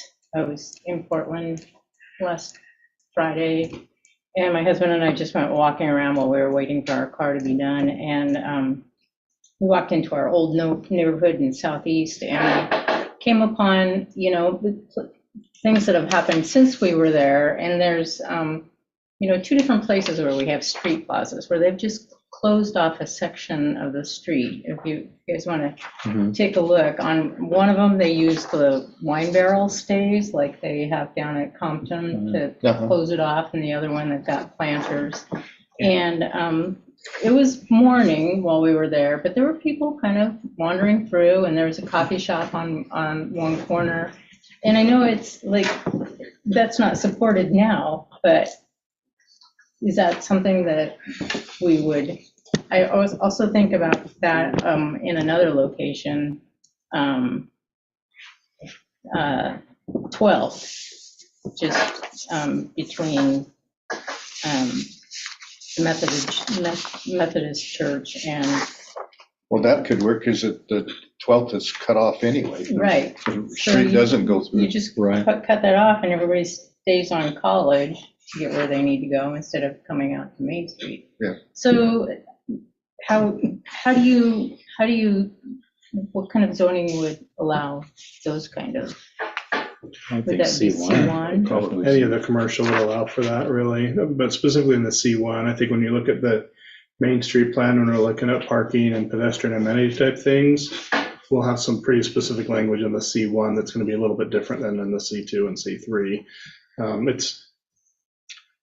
It's going to be, the C1, we want to build code around making it pedestrian friendly, and not just friendly like, yeah, it's okay if you come, but more like this has to be a space built for pedestrian activity. Yeah. Right. I mean, it's the only way that we're going to make it. So I think that we're going to be proposing some pretty strong language that some business owners may not feel very comfortable with, because it's going to mean, I have to do this if I'm going to be in downtown Philomath, and the answer is going to be yes. Mm-hmm. If you're going to be in downtown Philomath, this is what we want, and this is what we mean by pedestrian friendly. It's going to mean your patrons may have to park a block and a half away in order to walk and get to your store. But it also means that they don't get ran over by trucks and cars, right? So there'll be some trade-offs there, and those are going to be hard conversations, and there's going to be pros and cons, and there may be some controversy there, or maybe we'll have this many people here, and everybody just says, we love it, it's great.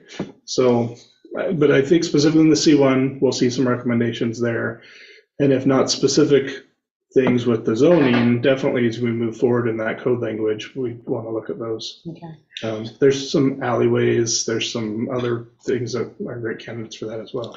And I assume food trucks might fall into C1. And yeah, that'll be when we look at allowed uses and things, we'll be looking at some food cart language that we need to incorporate.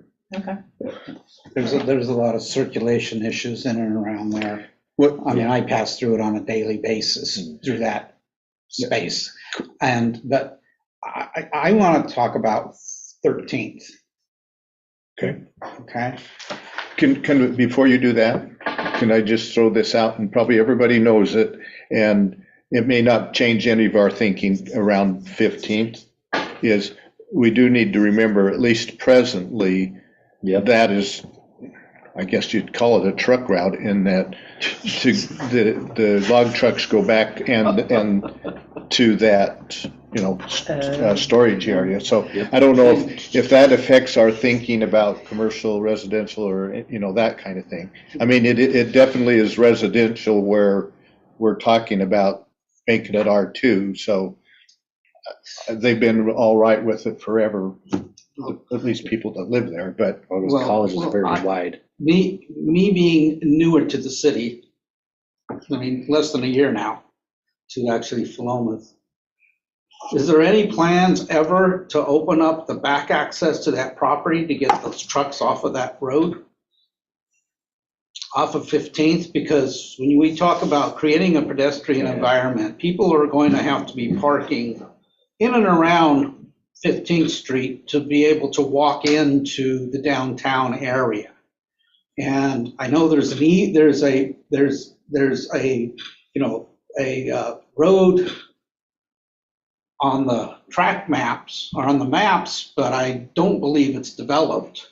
Right. And right now, if we want to talk about, I'm surprised that in the ODOT's reworking a downtown, that wasn't something that was at least brought up as far as dealing with that access and stop the trucks from coming through there, because that's a huge safety issue. Well, it's one of their biggest employers. I understand that. Everything's got a balance to it. I'm just asking whether something's been explored to have them go out the back. I think it's a good discussion when we get to updating the transportation system plan. And it's important to be mindful as we're talking about zoning, but I don't think it's an apple we're going to be able to bite right now. Oh, no, I understand that. I'm asking it as a generalized question. I'm not asking that this forum has any real pull over that. I'm just asking where the city's position is on that. That whole property, there was, I don't know if it still exists, a plan for development as an industrial park. And yeah, but you have current and businesses the on road well, yeah, there's just one business there. Right. And there was a road that comes over to 13th Street. Yeah, and it goes, it's supposed to go over to comes down. 19th the other way. Right, well, it does 19th. go quite at the end of that property, Okay. it goes to 19th. Best scenario would be all to go out industrial way. Right. Yeah. That would be Yeah. the best scenario. Okay. I'm just, when we talk about we getting over into creating a safe pedestrian environment. Yeah. I totally agree with you. I think I was caught up on when you're like, when ODOT put this road through, or the couplet in, is why they didn't touch it then, is because they're, city was a little bit.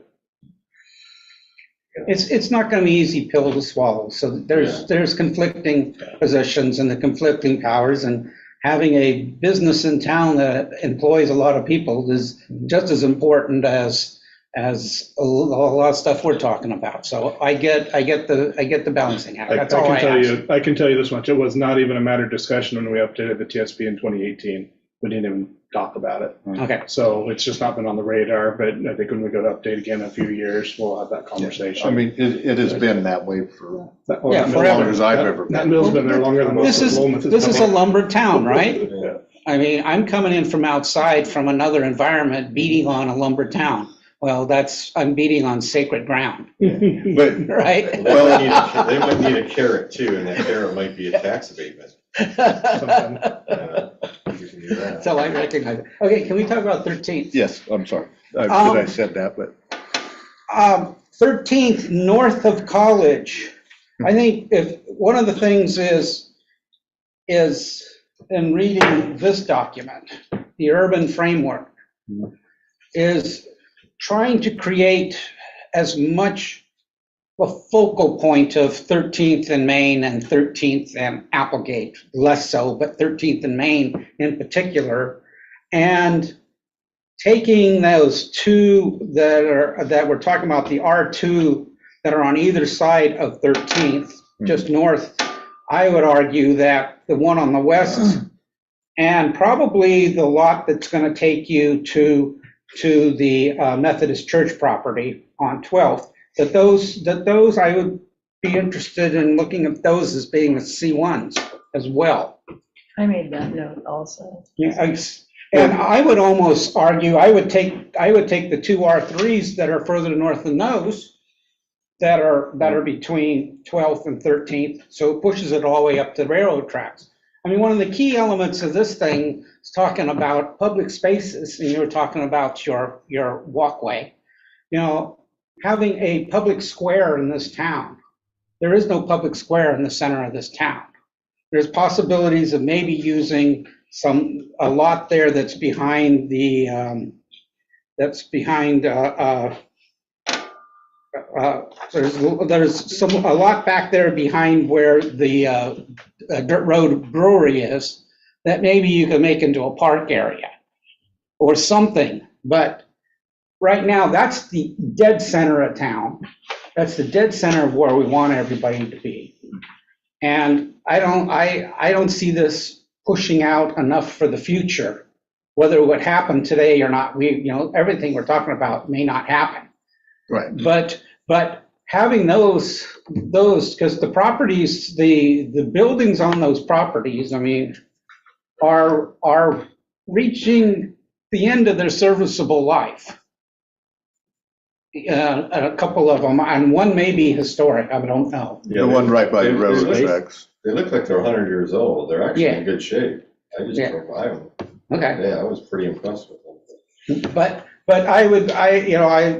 there again, you have a business that comes into a 100-year-old building, and I've done a few of these in my career, where you take that building and you turn it into a business, you turn it into a restaurant, you turn it into an office, you turn it into this. Maybe you don't get the pure C1 that we're looking for, where we have ground floor business with upper floors residential, but at least it's bringing that into there. And then you have that whole, and the other thing too is pushing south of Applegate with the C1 or C2 as well. Well, I was going to use the same argument that I made with Josiah about that could happen in the future, but to start taking some of what I think is a natural break in commercial from industrial. These could go, especially because they are in this core area.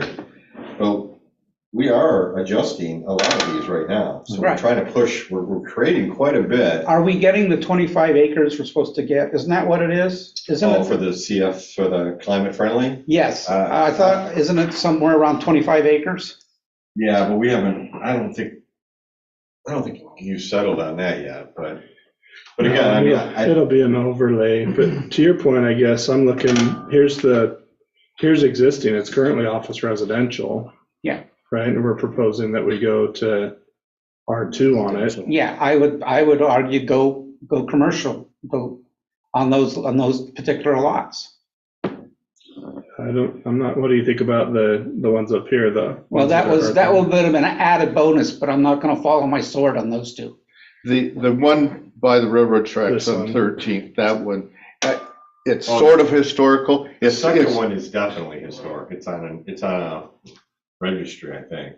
No, it's my understanding, there's only two pieces of property that are on the registry. One is the house that we had before us about a month ago, and the other one is the That's the old college. brothel, right? The old train. The hotel. This is the old train old station. Hotel, brothel thing. It's a Really? beautiful house. I would not want that house to go. No, I understand that. And those other houses around it are nice But it could be too. converted to commercial use. Yeah, it could be Yeah, converted to commercial commercial use. Right, Like McMahon. but that's why I'm saying, let's instead of, leave it for later and let's focus and bring the commercial down to the central part. And if it does migrate up there, yeah, we could do it, but. But I would be arguing about the two that those lots that Chris has just had the mouse on. These two here. Those two block of 4, and then at least the first equal amount into the next block to the east of 13th Street. I don't know if I would go all the way, but I would definitely take the first two lots there from 13th going east. And actually, I think in one of those in there's already a commercial business. Are you suggesting C1 or C2 there? I'm suggesting, C1 if it's around 13. yeah, I would want it to be C1 because I wouldn't want to have any drive-throughs. Good point. Good point. I don't have a strong objection to it, other than, I do though tend to agree with Pat on this in terms of, the only thing I know anything about it is we had a commercial person come in, this was over 20 years ago, and they say they want you to try and concentrate in smaller areas until you fill them up, that it kind of builds its own momentum. Yeah, Does that make sense? That makes total sense. Okay, so that's kind of why I start thinking about what Pat said, but I don't know, other than that's what we were told, you know. I also look at your comp plan as being that long-term vision though, where you want to be. And Yeah, if we zone it to the residential, what you're gonna get is duplexes and triplexes. And then you're not, over the next 10, 15, 20 years, as these homes get replaced, they're gonna get replaced with residential, and then you're gonna have that much of a harder time That's true. replacing them. So if where they're already commercial now, I actually don't mind the idea of looking out 50 years or 100 years from now, as that C1 fills up along Main Street, it would be nice to be able to go an entire block north, get off the highway, and have some walkable, pedestrian-friendly amenities and buildings and shops a block off of the highway, as opposed to everything circulating right along the highway frontage. So I kind of like that idea, honestly. Or have it R3 and not require commercial first floor, but just Yeah, a 5-foot, highly dense, drop your R3 down. yeah, drop the R3 down, because that's gonna drive your pedestrian, There's a lot to be said for that too. I would say, I would In I some would ways, bet that would go, I would go your way now. I would bet that would go, it would go R3 before it would go commercial there, or anybody would build commercial. I think if somebody had the opportunity to buy those 3 houses and build 5-story, Well, but then it'd never be They would do- commercial. That's okay. It would never then be That's okay. commercial. You now No, got the The challenge with this, we talk about the pictures that you gave. You're sitting in an urban center. You have a lot of high-density housing around it. You have a lot of people that are going to walk. Here, Not so You much. got a park. you got a park. I don't care what you do. Nobody's going to walk from the high school to downtown to go shopping. So in that sense, I'm seeing the wisdom in what you're saying, Pat. Bring the R3 down. Yes. And I would argue go that next block over and bring the R3 down. Because you don't want- And then create a mass in there that's going to really, hey, we want you to build something that's residential and pedestrian oriented in our downtown, and we want to make that happen. So why won't we go R3 all the way across to 19th? No, because no, the reason I wouldn't do that is because exactly what you would know. It's a good question. Exactly what you were saying about developing a core. If we build it up, if we go out too far too soon, it's going to be out there by itself. But you But could if go, you could go to 14th Street You could go at least to 14th, yeah. because you're still then kind of right above the C1. Yeah, and where's our new park? Our new park's on 15th Street. 16th. Oh, it's on 16th? So it's still a couple blocks. I think there's still a valid argument for the C1 there because the C1 is also going to allow for your high density residential second Above. story and above. That's Yeah. true too. So you've still got your potential for high density residential there, but you also are guaranteeing that you're going to have some type of commercial use on that first floor, which again, I think long-term, having that commercial district that's not dedicated and reliant upon the highway could have some real benefits that I'm Ruth has her hand. envisioning 100 years from now, which maybe I'm envisioning. Yeah. Thanks, Ruth. Yeah, I just wanted to comment with respect to the property on the north side of College, which originally proposed be zoned residential. Chris, if you could go back to that previous color scheme. There, thank you. I think if you zone those, in my opinion, the fact that those are zoned residential is an acknowledgement of people who live there, and the fact that even though this entire area was zoned office residential, there's very little office activity there.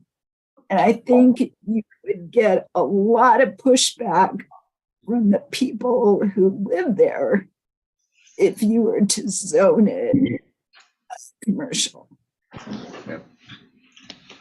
I also want to point out that I go up to Portland a lot too, and what I'm seeing now is I'm seeing a lot of the first floor commercial being vacant, and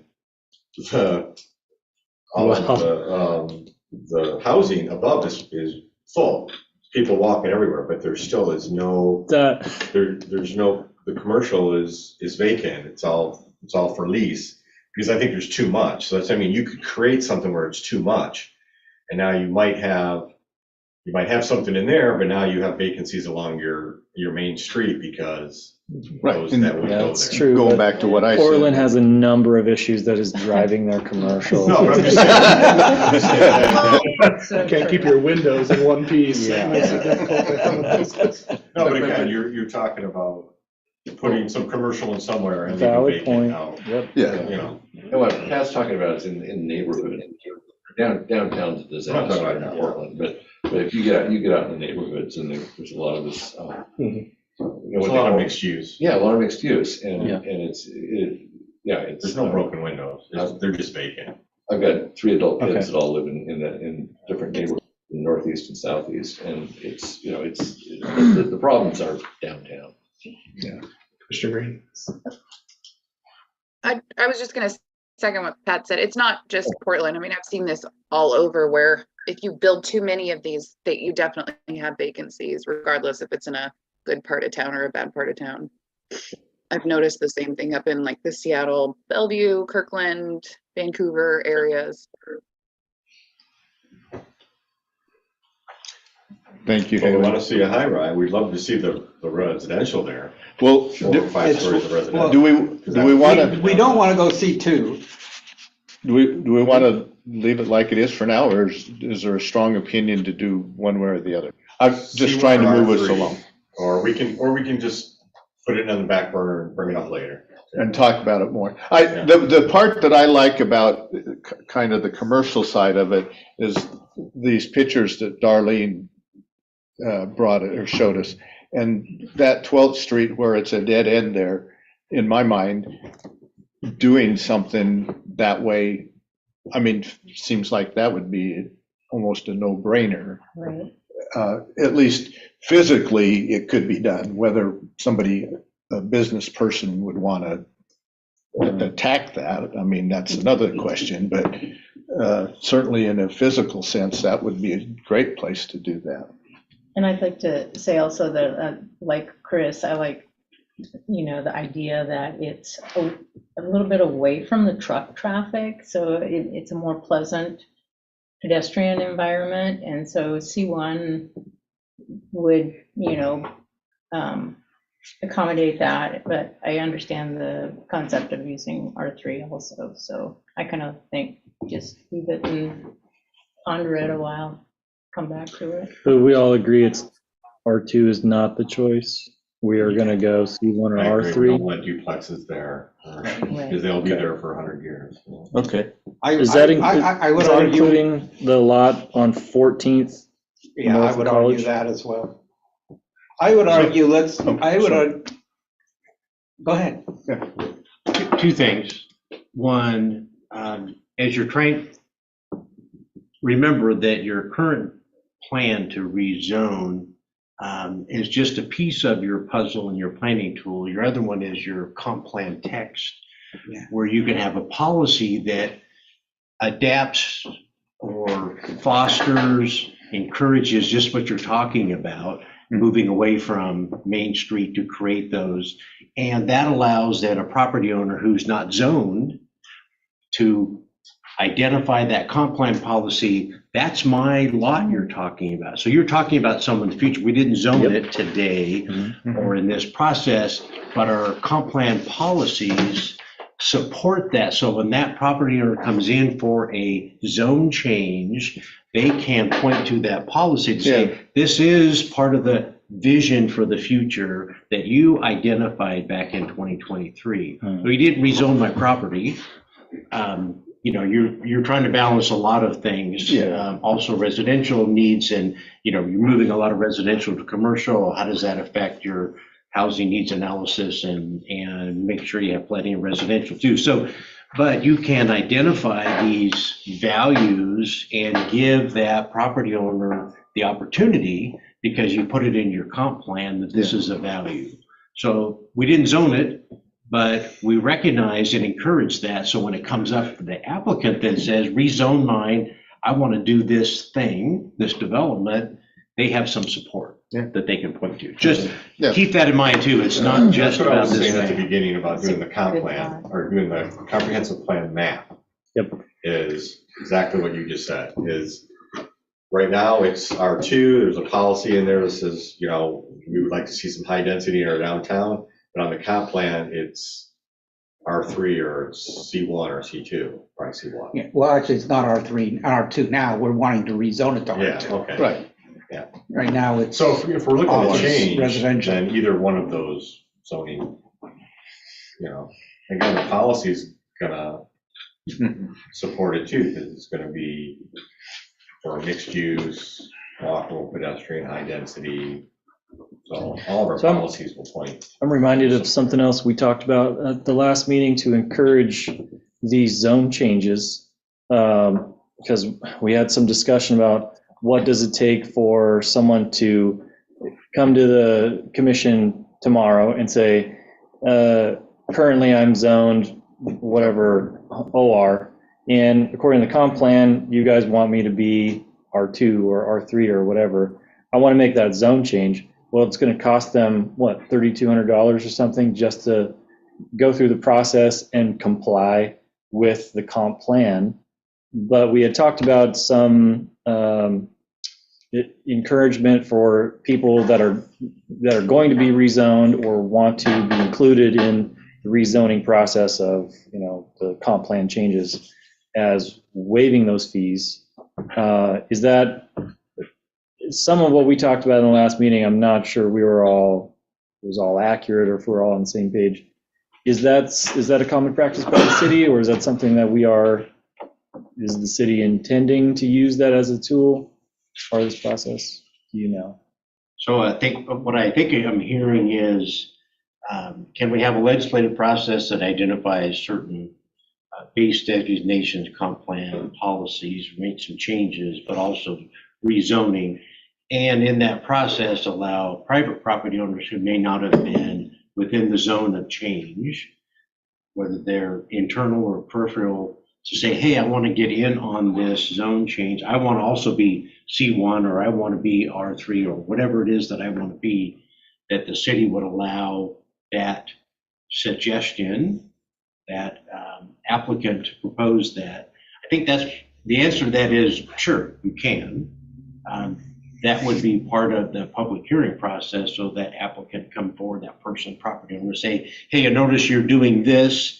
I'm one lot in this 4-lot parcel, essentially, or block. You're changing others. I like to get changed with them.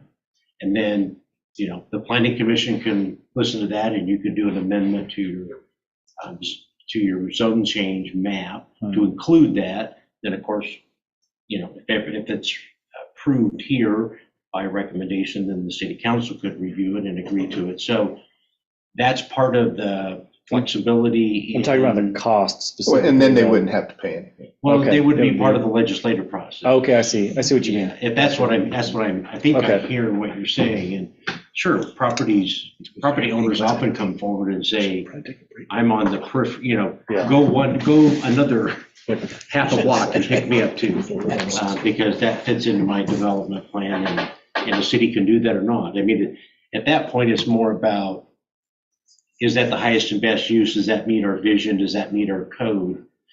Rather than, that might be a desire for property owners. So I can't balance that, but procedurally, can you do that? Sure. Yeah, all those, when we were talking about them having to come to us or apply, that was from the angle of, we didn't know we could We're going to just rezone. one smooth, rezone it. Are we okay with this around 12th and 13th and 14th on College? Are we good for now to kind of just mull over that and not try and decide something tonight? Well, it can't be R2. I don't want to, our next pass, we can flip a coin which one we want to go. But R2, I don't believe we should be putting R2 in. I don't disagree. I'm hearing R3 for the most part, so I think we'll kind of plan for R3, and then once we get past hearings and everything else, we can. I like Go back and R2. revisit it. But because I wanted to take a break, is what I was thinking. If we were done with this page, if we took a break, and then we can finish up with this last one. And I was just trying to kind of get us past this page. Is that okay with everybody? Yeah. Did you want to vote one way or the other, or are we just gonna kick the can down the road? I want to see a map with something on it. Well, Chris said they're going to put R3 there. We're going to take a vote, though. Okay. We'll do what you tell us to put there. I was just hearing, the last arguments I heard were for R3. I move we designate those lots R3. So Yeah. second? Second. I think, You got that, Haley and Ruth? Oh, Ruth, you don't get to vote, but, okay. Okay, so it's been moved and seconded to, if I'm correct, the on College Street between 12th and 13th, to designate the north half block to R3 as opposed to the R2 as proposed. Is that correct? Okay. Is that just between 12th and 13th? Yeah, what about to 14th? no, to 14th. Oh, to 14th? Yeah. Was you okay with that? Sure. 12 to 14, yeah. Okay, 12th to 14th. Any other discussion? All those in favor say aye. Aye. All those opposed say no. Motion carries. So we're gonna have to go back and do a motion for the other ones earlier too then. Oh, no, they're fine. No. Okay, they're fine? You're more like in a work session. Yeah. Yeah, so, Consensus is fine for this process. You Okay, need motions when you get to the public hearing. all right, let's take a 5-minute break, please. And if it's okay with the body, I don't see a lot of legal issues. This is more policy. You're more than welcome to go. We'll go have some dinner. oh, wait a minute.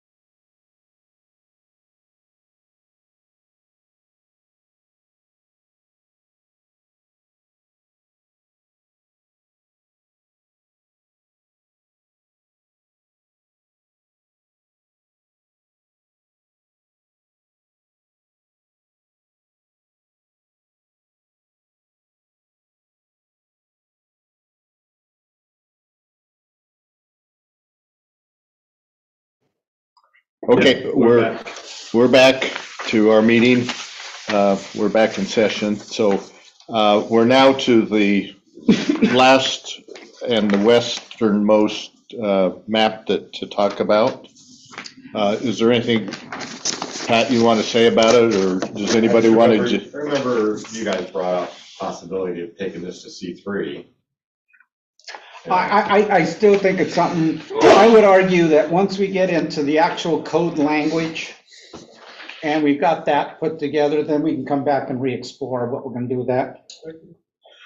I'm not gonna, but the little C1 that's on the south side of the piece of property that belongs to the Methodist Church, that's all one lot right now. So there we're showing that we're gonna split a lot. Oh, yeah. So that's my only comment on that. I don't have a problem with saying it's C1. I just want to make sure we bring it to our attention that that's splitting zoning on one piece of property. I noticed that also, but then Yes. when we had the map up there, it looks, No, it's one tax is it lot. just one tax? Yeah, I'm lot? looking at it right now. It's one tax lot. What is it? Where The one that's on 12th, just west of 12th, north of Maine. Or The C1 that you've got there. Oh, the piece next to it is C1 as well. I know, but that's not a separate lot. That's not a separate legal lot, is all I'm saying. This whole long lot is one. That's all one lot. They're both gonna be C1. The church is gonna be C1?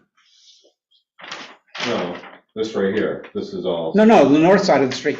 this. That's part of the same lot, same legal lot as the church. That's all Correct. one legal lot. Yeah. That's all I'm saying. We talked about not splitting a lot. Oh, I'm just standing on policy. But I like having it be C1. Yeah. I like it being C1 too. Yeah. I mean, the church isn't gonna do anything If different. that's- I think it will An invoke a option. conversation with the church, and we'll hear from the church whether they are in favor or opposed to that. Yeah, Isn't there another building down there? that could be, I guess in my mind, they could sell that off, maybe your chunk of change. I think that would be one we should talk about with them Mhm. first, Right. Right. Oh, yeah. even before we put it on a map. well, they're currently OR, so they have to be rezoned. Yeah, they're commercial now. Oh, OR. I didn't even, yeah, okay, But I can put that on the list to reach out to, for staff to reach out to. okay. But is the commission, Well, see, it's got a residence in the north side of the property. Right, is it on the first floor though? that's where the. No, it's got a Oh, I see rectory. what you mean. It's got the rectory. pastor minister's residence as part of the property on I that see. side. I mean, you go back to Yeah. this guy and he keeps we don't have any open spaces, and finding that as an open space, finding open spaces in this town One, to help create the residential. some folks, when they moved here 20 years ago, that whole lawn in front of the museum, they suggested, I shouldn't say they wanted the city or somebody to make a garden out of it, like a flower garden or something, as a means of, bringing people downtown to look at things. And back then, and I guess it still does belong to the county and the historic, what are they The called? Benton County Historic Society, Historical Society. not the county. The county don't own it? Nope. Okay, the Historical Society does, okay. They didn't want to do anything with it, but, I mean, there is those sorts of things that whole area could be, if we worked with them to come up with some ideas that could help, transform that area. I mean, and I think the sense of that C1 in front of the church wouldn't be any different than that.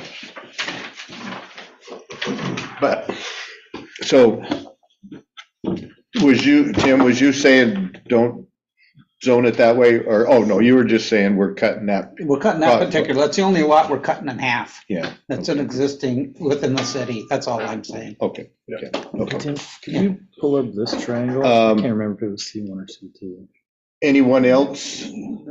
I guess I have one. I'm down to 9th Street. Yeah. C1. And that lot right over here that has the mini storage on Yeah, it, but it's got, putting that C2 just seems weird. In that, it just looks weird there. which lot's that?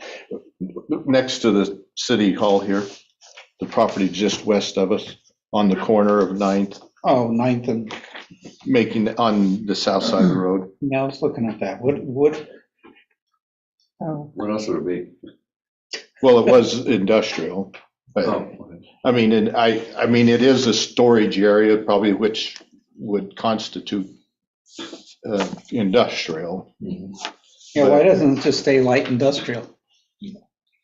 I'd like the idea of making it all P for public, and the city buy both those lots.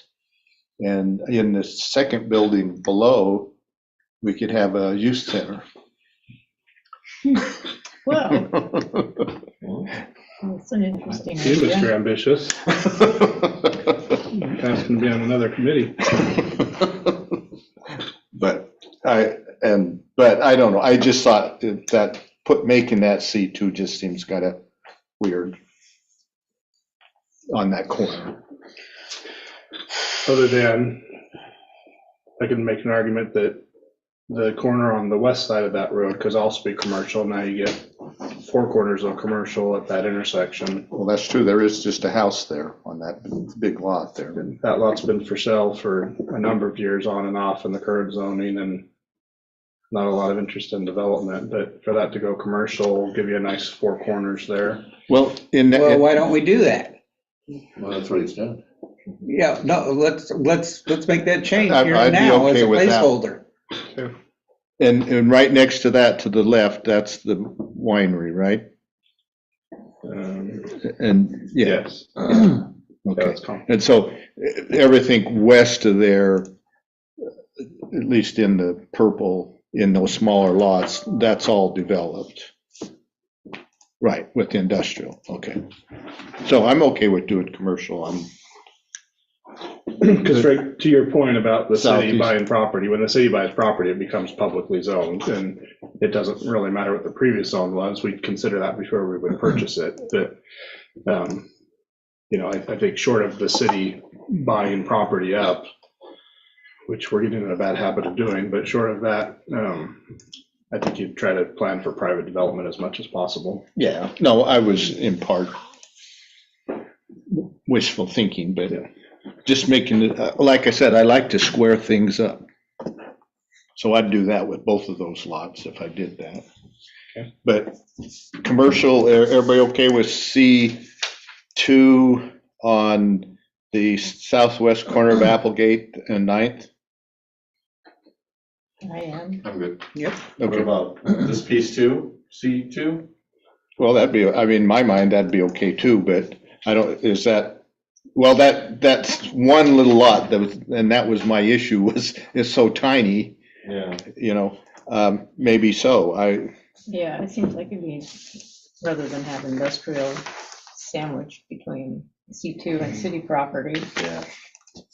So since we're on the west side now, which I think is probably the more appropriate area of town, I don't see much C3, which is the new zone we're creating, right? Mhm. Is there anywhere that we want to, is that a fine detail where we want to look closer at some of these C2s and be like, oh, well, maybe this block or this half block should be C3 instead?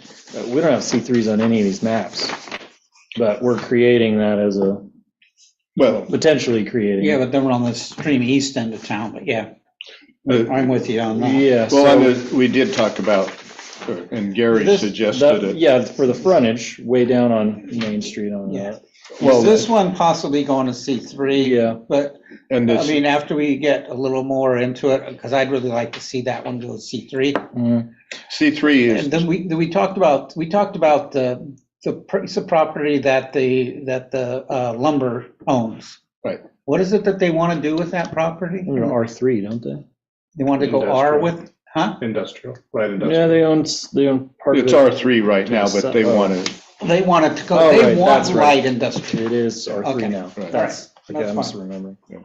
but I guess my thought to that, Josiah, would be is generally thinking the C2 or the C3 should be bigger chunks of I agree, but I mean, I'm just saying, we're kind of pushing it all to the east side of town, and we won't have any on the west side.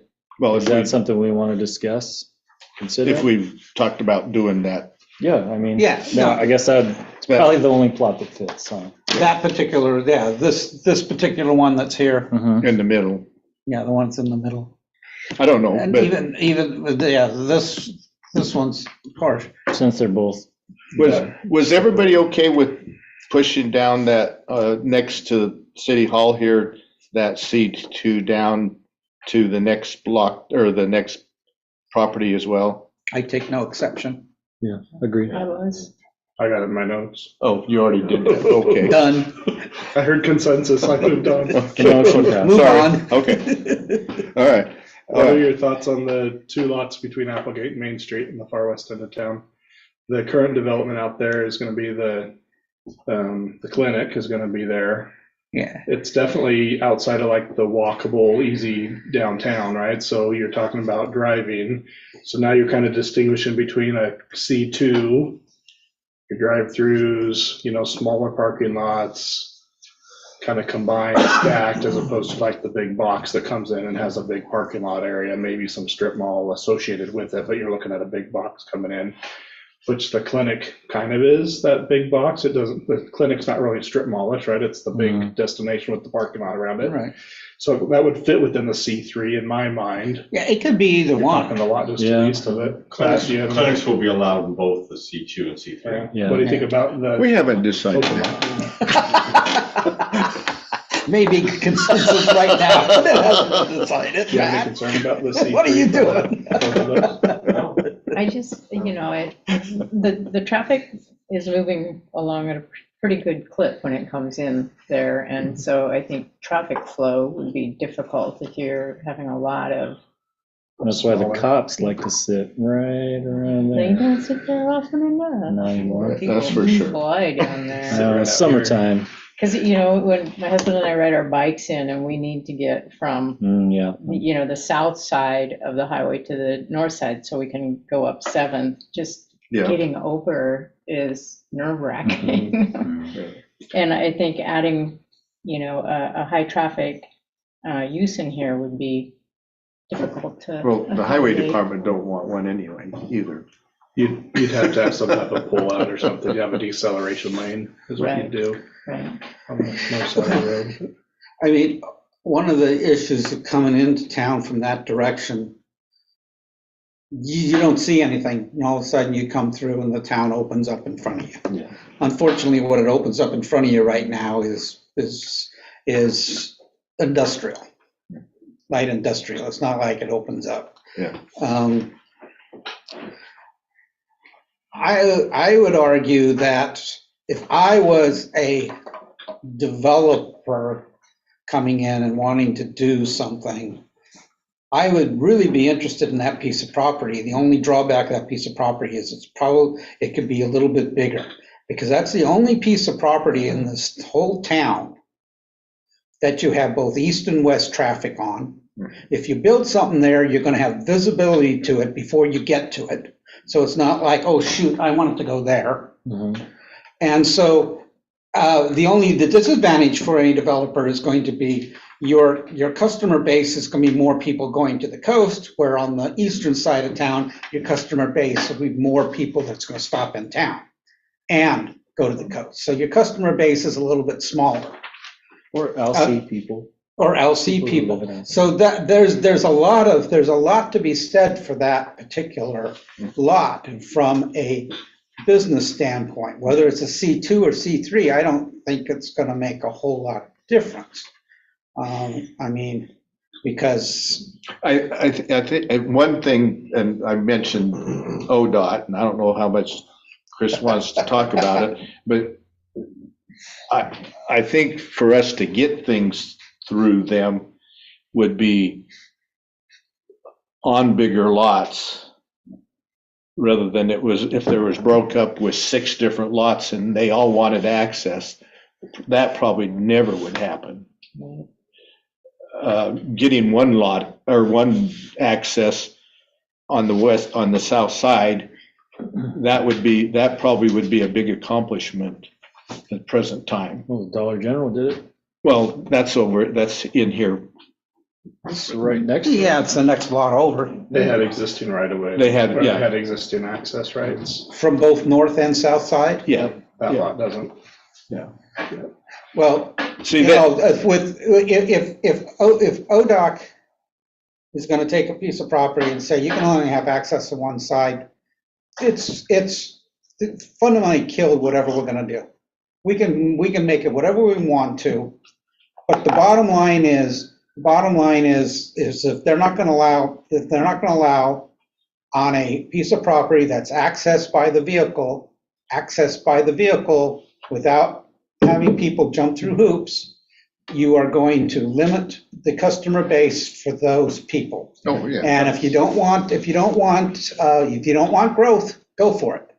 That's exactly why that lot hasn't sold the last 2 times we've looked at it, but we're working on it. We're working with property owners, so I'd support the R or the C3 there if everybody else is good with it. I think it gives us good balance on either end of town. Would a rezone give us some ammunition to go back to ODOT and talk to them about these concerns from the city? No, there's an application process to go through to get the access. We just Yeah. haven't found a buyer interested in taking a year and spending the money to go through it. So Yeah. we're trying to get the current property owner to go through that process with the potential use. And What's the capital investment? Forget about the time, forget about the design. What's the capital investment as far as fees with ODOC? it's, without going into too much detail, it's the difference in the appraised value of the land with the access and the appraised value of the land without the access. That's the fees? That's a portion of the fee, yes. Well, that's absolutely non-growth. That's ODOT. That's their application. I've been saying that since day one. Yeah. No wonder, It's like- we've got what we've got in this town. But we're getting off topic a little bit. No, There's no, some but constraints. I would like to have this background, so when we do talk about something, that we're not sitting here beating our heads against the wall. We can say, this is what we want to do, and we can do it. Sure. But it's crazy. And if you don't want growth, say you don't want growth. There's constraints on either side. I think regardless of the zoning, I think you're gonna have the same constraints. So for Yes. me, it's more a matter, do we want to encourage additional kind of, not negative, but bigger box development on that end of town, which I would say is similar to like what the clinic is right now, or do we want to encourage more like strip mall development on that end of town? Which would be more like your C2. Either way, you're only gonna get one access from the north end or from the north side.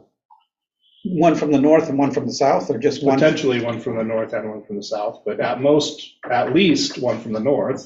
Because it's potentially there. north and south. But you're only gonna get one access, right? You're gonna get a shopping center type feel when you move in there. It's whether you want Right. a big box or you want a whole bunch of individual parcels. Well, here's the other thing to consider is too, because we talked about it a little bit, the C2, you can do the commercial first floor and you can do residential above, 2, 3, 4 stories, whatever. C3, we're not gonna allow commercial, or any residential. Residential. That's true. So We haven't decided that yet. probably not. So Based on your original submittals. is it close enough to the downtown to, that if there was residents there, they would walk over? I mean, there's people that make that walk today, but you're looking at 1, 2, 3, 4, 5, you're looking at a third of a mile.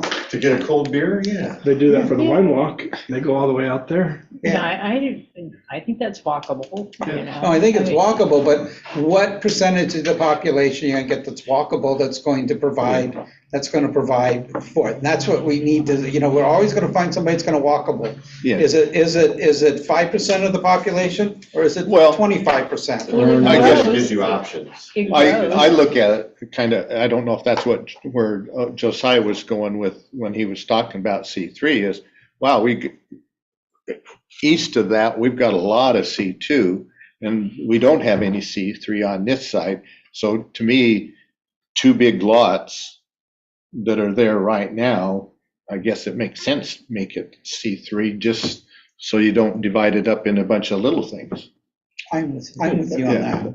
Yeah, I guess that's I'm in my, concurrence with that.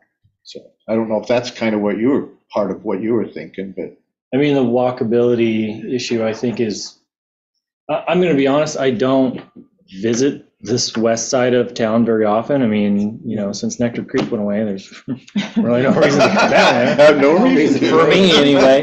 But so, I mean, I guess C3 makes more sense because we're going to have all the parking requirements. You drive there, you park there, you do your business, you leave.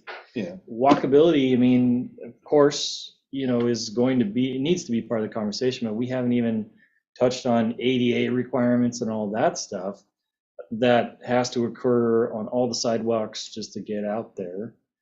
So I don't think I have my mind made up on the issue because the issues with ODOT kind of really cut the knees out from underneath a C3 development. C2 may be the best we could do. Well, I don't know. C2 would almost require more access. Not necessarily. It's really up to ODOT, isn't it? Well, yeah, yes, and. But we don't have to decide this now. We're gonna come back. Yeah. I mean, we're at the end now. It I was a think. good discussion. I guess Definitely. Yeah. I don't know, it's- the one thing that I kind of wondered about myself would be is, and I guess I'd like to hear more of Chris, on the south side of Applegate here at the end of town. I think Gary had mentioned, well, what about doing some C3 there?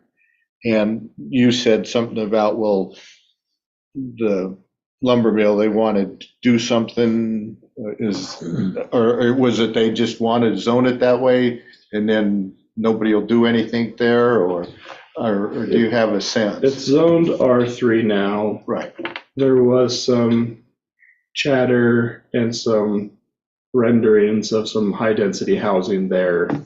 I think it made the mill nervous, and they bought the property before it could be developed into a residential with a bunch of apartments there with people complaining about the noise all night long, all day long, all the time. So That mill's noisy.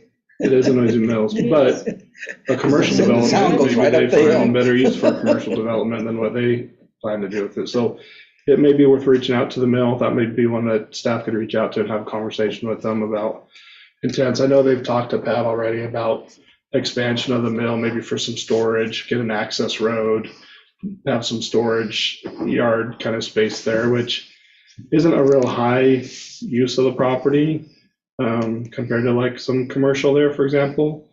There is a lot of floodplain there. Mary's River's, you know, Yeah, not 300 feet away, 400 feet away, so maybe 500-600, but it's all floodplain. There's some constraints there with development in the floodplain, but pretty much that whole area in yeah. red is yeah, it's all floodplain. floodplain. But let me reach out to the mill and have a conversation with them about what their 20-year plan for that property is. Yeah, I mean, if there was, I can see where they don't like the idea of the R3, but maybe they would be open to commercial. I don't know. Would that be an option for you, the rest of you? What's that? R3 on, or I mean, C3 on the south side? Well, or, I don't know, maybe South side of, where all What's that red, now, all that red. along the river? Yeah. between Applegate and This the river. area in Yeah. here. Okay, it's south of Applegate, not the south side of that lot. No. Oh, south no, of I'm Applegate. I'm sorry. Borders the mill. Yeah, I think we would definitely need to You hear from said that one, or borders the the mill. mill. Right. We'll reach out to them. Yeah. Talk to them. Okay. They might wanna, have part of it be light industrial, but have part of it be commercial. So, Yeah, I mean, we would have to, yeah, I think it was a defensive move to pick that up just so it wasn't going to be residential. right. You're in a hot residential market. That was, I think, a defensive purchase. Is there any others in this last map that we missed or skipped over or whatever?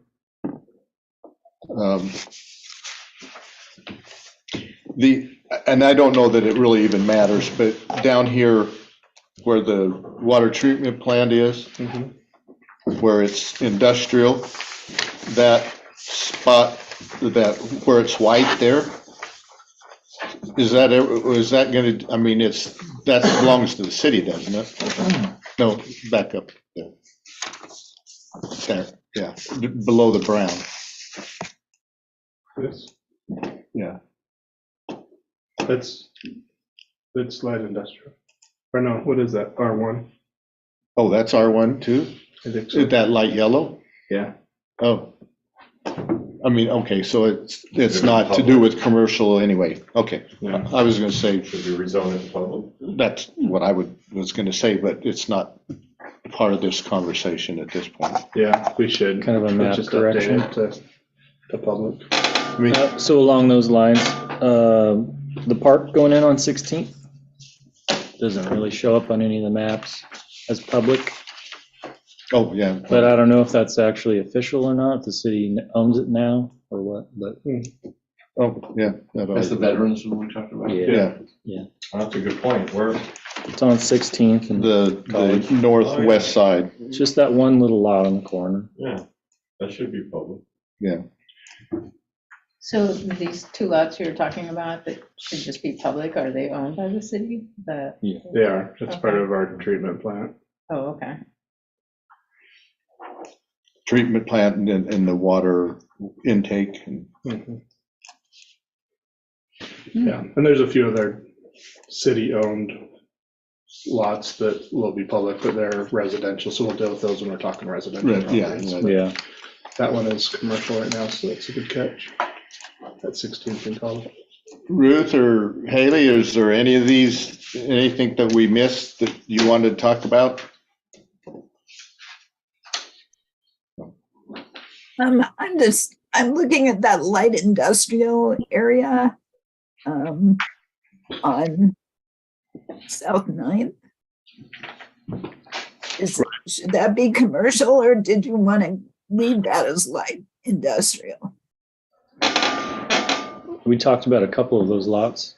Ruth, we put C2 on the southwest corner of Applegate and 9th. Both of those. And then this, on the southeast side, that one that says C2, we dropped that down to C2 on that next lot. But that's the only ones we changed. So the other side of the street, you're leaving as light industrial. Well, right now, and although that's not, probably, it's a trucking company's lot, the next one, and then that sort of narrow all the way back to there, that's the Oh, I see. Hughes Excavation. And, I didn't even know this. The Philomath Community Services is tucked in there behind the long rectangular one going down 9th. Mm. So I guess that other one is Hughes as well. I didn't know they had two lots. It looks like one property, but it's two separate lots. Yeah, okay. So, I mean, that's all light industrial. I mean, your water treatment plant, that's industrial. So the only one that isn't kind of is the PCS. And I saw something they want to move. So I think Okay, I, I'm good. I might like to revisit a conversation on those frontage lots, depending on what the mill comes back and says about the property they bought up, their intent or what they are considering. Because if that's not going to remain light industrial, then we should also look at, Yeah. making it all cohesive. Oh, you mean these smaller industrial lots, making it The all? winery and. I think we should talk about it, Door. depending on what the mill comes back and says Oh. their intent is with the property they bought to the west. Oh, okay. It's a good plan. Okay. Next, that makes sense with everybody? All right. Is there anything else, was there anything more that we're going to talk about tonight, Pat? Or we get to go home? We had scheduled, we added an extra meeting for next month. We're agreeing to June 7th. I mean, I take no exception. That's when we're meeting next, right? Our normal scheduled meeting's on the 20th. Who said that? It's in Pat's, we haven't gone through his report, but. His memorandum His on the memorandum, backside. but it's on, Yeah, it's I back didn't there, he's got a proposed meeting schedule. I take no exception to it. We really tried to find a couple of dates per month, but it's been very challenging with the summer and different meetings and everything else. So worked with Pat a little bit on the schedule to try to get a little bit in there, but between in there with the bullet points, again, remember there's some public outreach and some engagements, some farmers markets and some other stuff that we'll be doing outside of the meeting dates. I think the big push now is going to be to look at the code language, circle back, look at everything, get a hearing date, as I said, for 2 months out. So I think we're looking at that meeting September for the public hearing. So by that July meeting for sure, we want to feel pretty good about stuff. Yeah. Kind of finalize in August at the very, very latest, and then really start pumping through. So early by July, the Frolic and Rodeos in July, we got farmers markets in July, we've got Music in the Park, July, a couple of events. So really July, August, we can do quite a bit of public outreach. If there's anything we want to do survey wise ahead of time, we can kind of do that just to have another outlet for people to provide some comment and feedback. It wouldn't be official public hearing comment, but it could just be some general information to get interest out there. So there's quite a bit there. So I didn't want to bog down the meetings too much because we expect that all of you will want to participate in doing some outreach and outside of meetings. So looking at that, everybody's now saw that since Tim brought it to our attention. June 7th and then June 20th and then July 17th. So we wouldn't have 2 meetings in July. Or August. Or September. We'd be done with the 2 meetings next month. Yeah. Does that look good to everybody? So I keep hearing comments about, we'll look at the residential later, right? Where is that going to fit into this schedule? October. Okay, so This is this is just all commercial. commercial and industrial. Okay, Yeah, got it. we talked to the council about doing me in 6 to 8 months to get through the commercial industrial. And then after that 6 to 8 month time period, Okay, because after September, then it's gotta go to the city council. And that'll take a month or 2 to get through the council for approval. But as soon as we're done with the hearing at this level, we'll start rolling into residential and we'll probably follow a similar process. Look at allowed uses, look at the map, look at code language, pull it all back in, hold the hearing. gotcha. So our schedule wise, we're on schedule. a pretty good schedule. Kind of threw a lot at you initially and then we're kind of adding a little bit and then we'll circle back. But I think schedule wise, I'm really happy with where we're at. That last thing on the staff update, was there anything anybody had about that? The activity on report, ongoing projects? There's nothing for us there. Just informative stuff, yeah. Yeah. Okay. Anything else to come before the committee? Or commission, excuse me. then we're adjourned. Thanks, everybody. Thank Thank you. you. Thank you for all your efforts, Yeah, for I got it. staff's efforts.